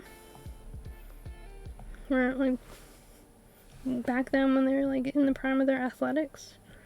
Rue McCallaghan, who you would recognize if you saw a picture of her from, like, some of the older shows. She, Jessica Walter, amazing classic actress. Robert Stack. All classics. Linda Hamilton and Bryan Cranston. Courtney Cox, who I haven't seen yet because their episode is in season 3. So I'm not season 3 yet, I'm in season 2. Tom Selleck, George Clooney, Billy Zane, Mega Molly. There's like a bunch of like big actors, like when they were younger, much younger, that were on this show because this was in 1984 to 2003. So a lot of the actors that were on here, they were in their much younger years before they were really big. A bunch of them are listed. For whatever godforsaken reason, Caitlyn is not listed on here. Because they would have been in between Andy Garcia and Anne Francis. Oh well. Regardless, saw them in the episode and I was just like, oh my god. I don't know when this collection was printed. I think this collection was made a couple years ago during, I think, the like changeover between Caitlyn and Bruce. You know, like their like the name changeover they had. Sorry, I didn't mean to like, do a dead name. You know when you like unconsciously know someone for... I'm sorry, I don't mean to dead name them. It's... I hate when I do that. Like in my head, because I don't use their name that often. You know, like actors you have and they change over. It's like, I'm not gonna say their dead name because I'm consciously trying to like memorize it. I believe they've changed to Eli Page. It's like Eli. I haven't really used the name a lot And so, like, in my head, sometimes you still use their, like, dead name. And so when you're, like, referring to, like, the changeover from, like, if you see acting of them before, and you're, like, you see them in the credits still as their dead name if you owned the movie from ages ago. It's kind of like that. It sucks. It's unfortunate. I didn't mean to do it just now. I'm really sorry. I hate doing that kind of thing. When I was in my high school years, right, I was in a youth group that had a lot of trans kids in it. And so kids would I'd have to do that all the time, like learn their new name. It's a process. It's just something you gotta do. Because their name, like, they've become who they always were meant to be. And you have to use their proper name. It's not okay. And so, like, it sucks. It's just, sometimes you slip up and you have to be like, back up. I'm sorry. I didn't mean to do that. And you have to correct yourself. If you don't use a lot, and it mentally, sometimes it takes a minute. Like, for them, it's something they've grown into, they've realized, they've chosen, and for them, it's like it develops into their mind. But sometimes if you're someone who just doesn't see them often, doesn't use their name very often, it's easy enough to forget if you don't, like, in that split moment. And I hate when I have that happen, so I'm sorry to anyone who's upset about that. I didn't mean to dead name Caitlin. I keep forgetting Eli's name sometimes. I don't use their name very often. I was watching a movie of them, like, a couple of days ago, from when Eli was, like, more commonly acting. I don't know what they're doing now, but they did a lot of, this was during their, like, main window of when they were doing a lot of movies back to back to back. And they were doing, I think it was Whip It. It was the roller derby movie where it's like female roller derby, like a teenager getting into roller derby. Great movie, in my opinion. I think it was edited, like, directed by Drew Barrymore. And I almost, like, dead named Eli then when I was talking to my dad about it, like, the other day. Because it just didn't, like, and I had to, like, stop myself and go, wait, not that name anymore. Because, like, some actors I just forget. Like, because you have to, like, it's a lot to pay attention to, but I do make a conscious effort to try my very best, because I hate to do that to people. Because it must be really upsetting when people, like, do it to hurt them. And you just gotta back up, be like, I'm sorry. And you, like, if it's a slip, a genuine slip, because you don't use it very often. And it happened sometimes, like, when I was in that youth group. It would happen with some kids sometimes. If someone went away for a couple weeks and they came back, they'd use the kid's dead name, and the kid would be like, actually, this is my name now. And so it'd take, like, a couple of days or a couple of, like, times of using the name for people to, like, fully click it. And then they're usually pretty good. The same goes for me. I don't use their name often enough for it, like, to not mentally always remember. Doesn't help. My family are very conservative, so occasionally they're a little... I like to think of myself as an exception. Regardless, I'm a little sad that Caitlyn isn't listed on the box as Caitlyn Jenner. Like, they're just not listed at all. And they're in the show. You know what? Let's have a look. So Courtney Cox is in season 3. And so Caitlyn Jenner.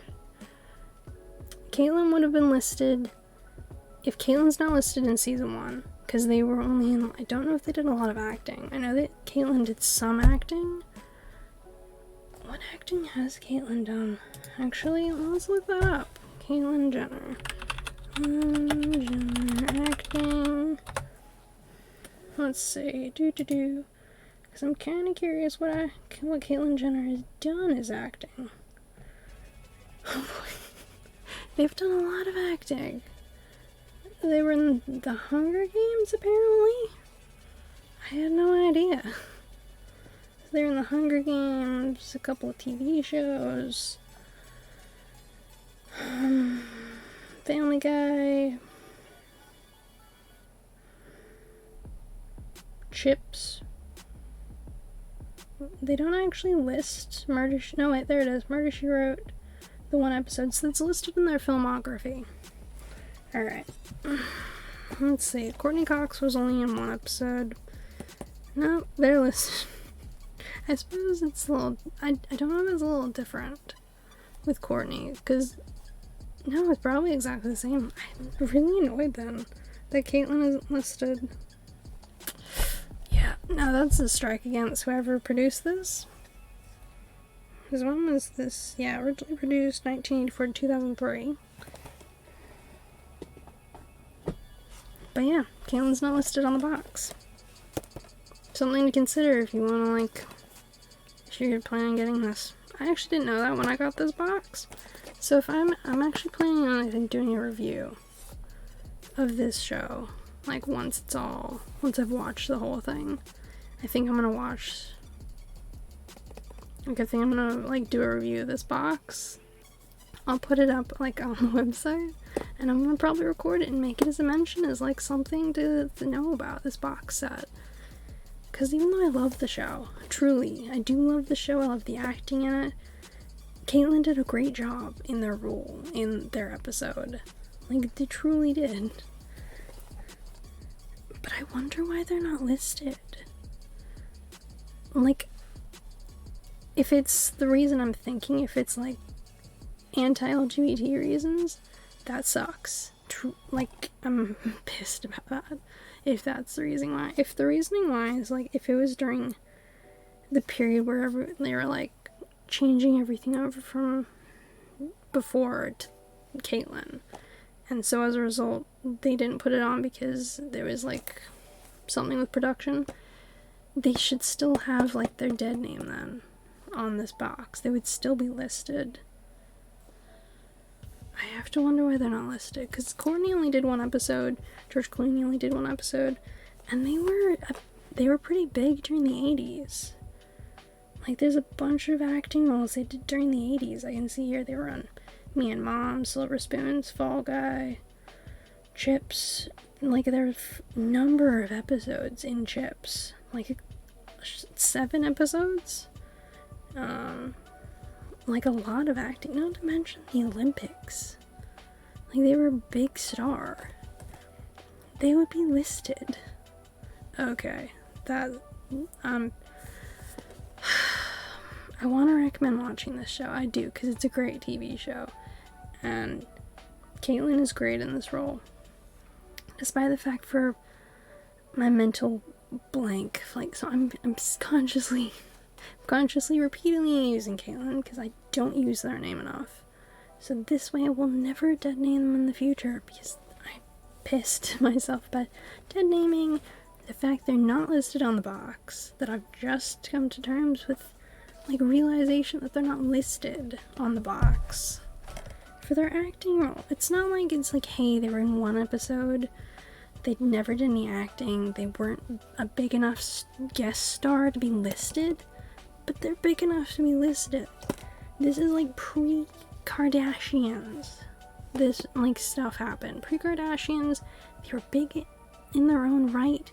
From what I remember from the Kardashians, Kris, their, like, wife, for whatever many years, like, downsized a bunch of things that they owned. They have a lot of money. They make a lot of money from, like, speaking roles. They're a big star. They should be listed.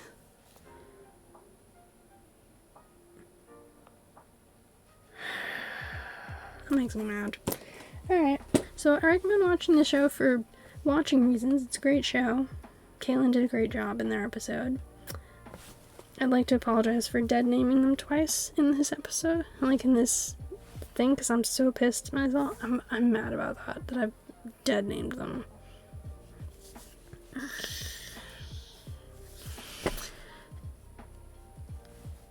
I will be making... I hate doing that when it happens, because it's always a slip of, like, I haven't used their name enough for it to click. Because you should never do that. Not to hurt them. Not, like, never. You should never do that. And so I've just done it twice. And I'm miffed. Because I remember... I'm not trans. full disclaimer. I'm in the LGBT, I'm the B in LGBT, but not trans. But I was in a youth group of people who were, and people would dead name them all the time just to hurt them. People from, like, before they transitioned, and that sucks, and it's never okay. And so I'm genuinely sorry to anyone who's watching this and is upset that I dead named Caitlin. I'm upset I dead named Caitlin. I did it twice. Because I'm, like, in my head mentally referring to them as before, like, in the 80s. And so, like, watching the episode, she's still in, like, full 80s macho, like, her prime of athleticism in the 80s. So it's like it messes with me mentally. You know, when you see someone who's transitioned, like, way before their transition, you're just like, oh my god, what? It's like seeing pictures of someone, like, pre and post transition. Same thing. It, like, mentally, you're just like, they're the same person. I've known people who've transitioned the past couple years, and I've seen photos of them. Like, I knew them before, seen them after, like, a couple years after, and I'm just like, oh my god, they look nothing, like, the bone structure is obviously very similar, but a lot of it themselves has fully changed, because they've fully changed into who they always wanted to be, and were, and, like, are, and it's just, like, before they were, like, you know what I mean, if you've, like, seen someone, like, pre-hormones,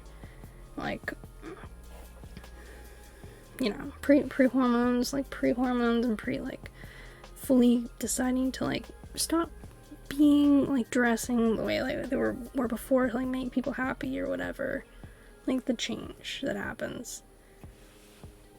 Like, I never know if they, like, hated the way they dressed before, if it was, like, they liked the clothes, but they didn't, like, you know, it's not something I can, like, I understand fully, because I've never experienced it, but it's something I can, like, I've heard people talk about, and so I kind of grasp it. But yeah, I'm miffed that they're not mentioned on the box. So something to keep in mind if you're pissed, like, you don't like supporting these kinds of things happening, don't buy it. I don't know if you can watch this show otherwise, because it's not really publicly available. It doesn't have any listing for, like, what program it's going by. It's a very old show, so it's not really streamed anywhere. You can probably torrent it, though, if you want to, like, not support them financially, but you still want to watch it. I recommend torrenting. I bought the DVDs because I don't torrent anymore, and I didn't know this about the box. So I can recommend torrenting the show. Go ahead, do it. That's gonna make me mad for a while. Anyways, we're gonna stop talking about that, because that's just going to anger me further. As someone who, like, I've done it before. Like, bought something and realized later that they didn't list someone because they transitioned, like, because they were trans, and I'm like, that's not cool. Anywho, glad I had that chat of not only being mad at myself because I accidentally dead named someone because of a mental fluff up, which if anyone wants to be mad at me about, I understand. I'm mad at myself. I don't like doing it. But Caitlin is an amazing actress, and if you ever want to watch their performance, there is a whole YouTube channel devoted to Murder, She Wrote. Don't know what they do, but they talk about episodes of Murder, She Wrote. So you can actually find this episode and the content I'm talking about in relation to Caitlin's acting in the 80s and watch it if you're ever curious. Now, I'm not removing this episode. If anyone wants to call me out for the fact I dead named just now, you're welcome to. I'm actually genuinely sorry that I did it, because I didn't mean to. I know. But if you're mad about it, I understand. I'm mad about it. As someone who genuinely doesn't like when other people do it, because it's never okay. Now, I'm gonna look into rating someone, because I'm just like, I'm obviously tired enough that I've done that. So let's see, I'm just muting my desktop audio while I look into two streamers I see that are live, one of whom I know, one of whom I don't. And we're gonna see which one we're gonna raid. Let's see. Well, this one has ended stream. Because they haven't... This one has not.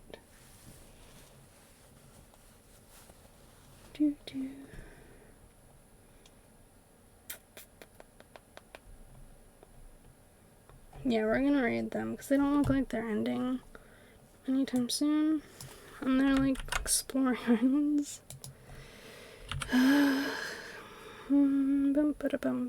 Raid.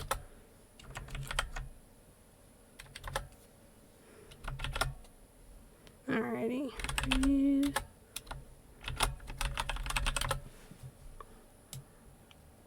I promise the sub-raid one works.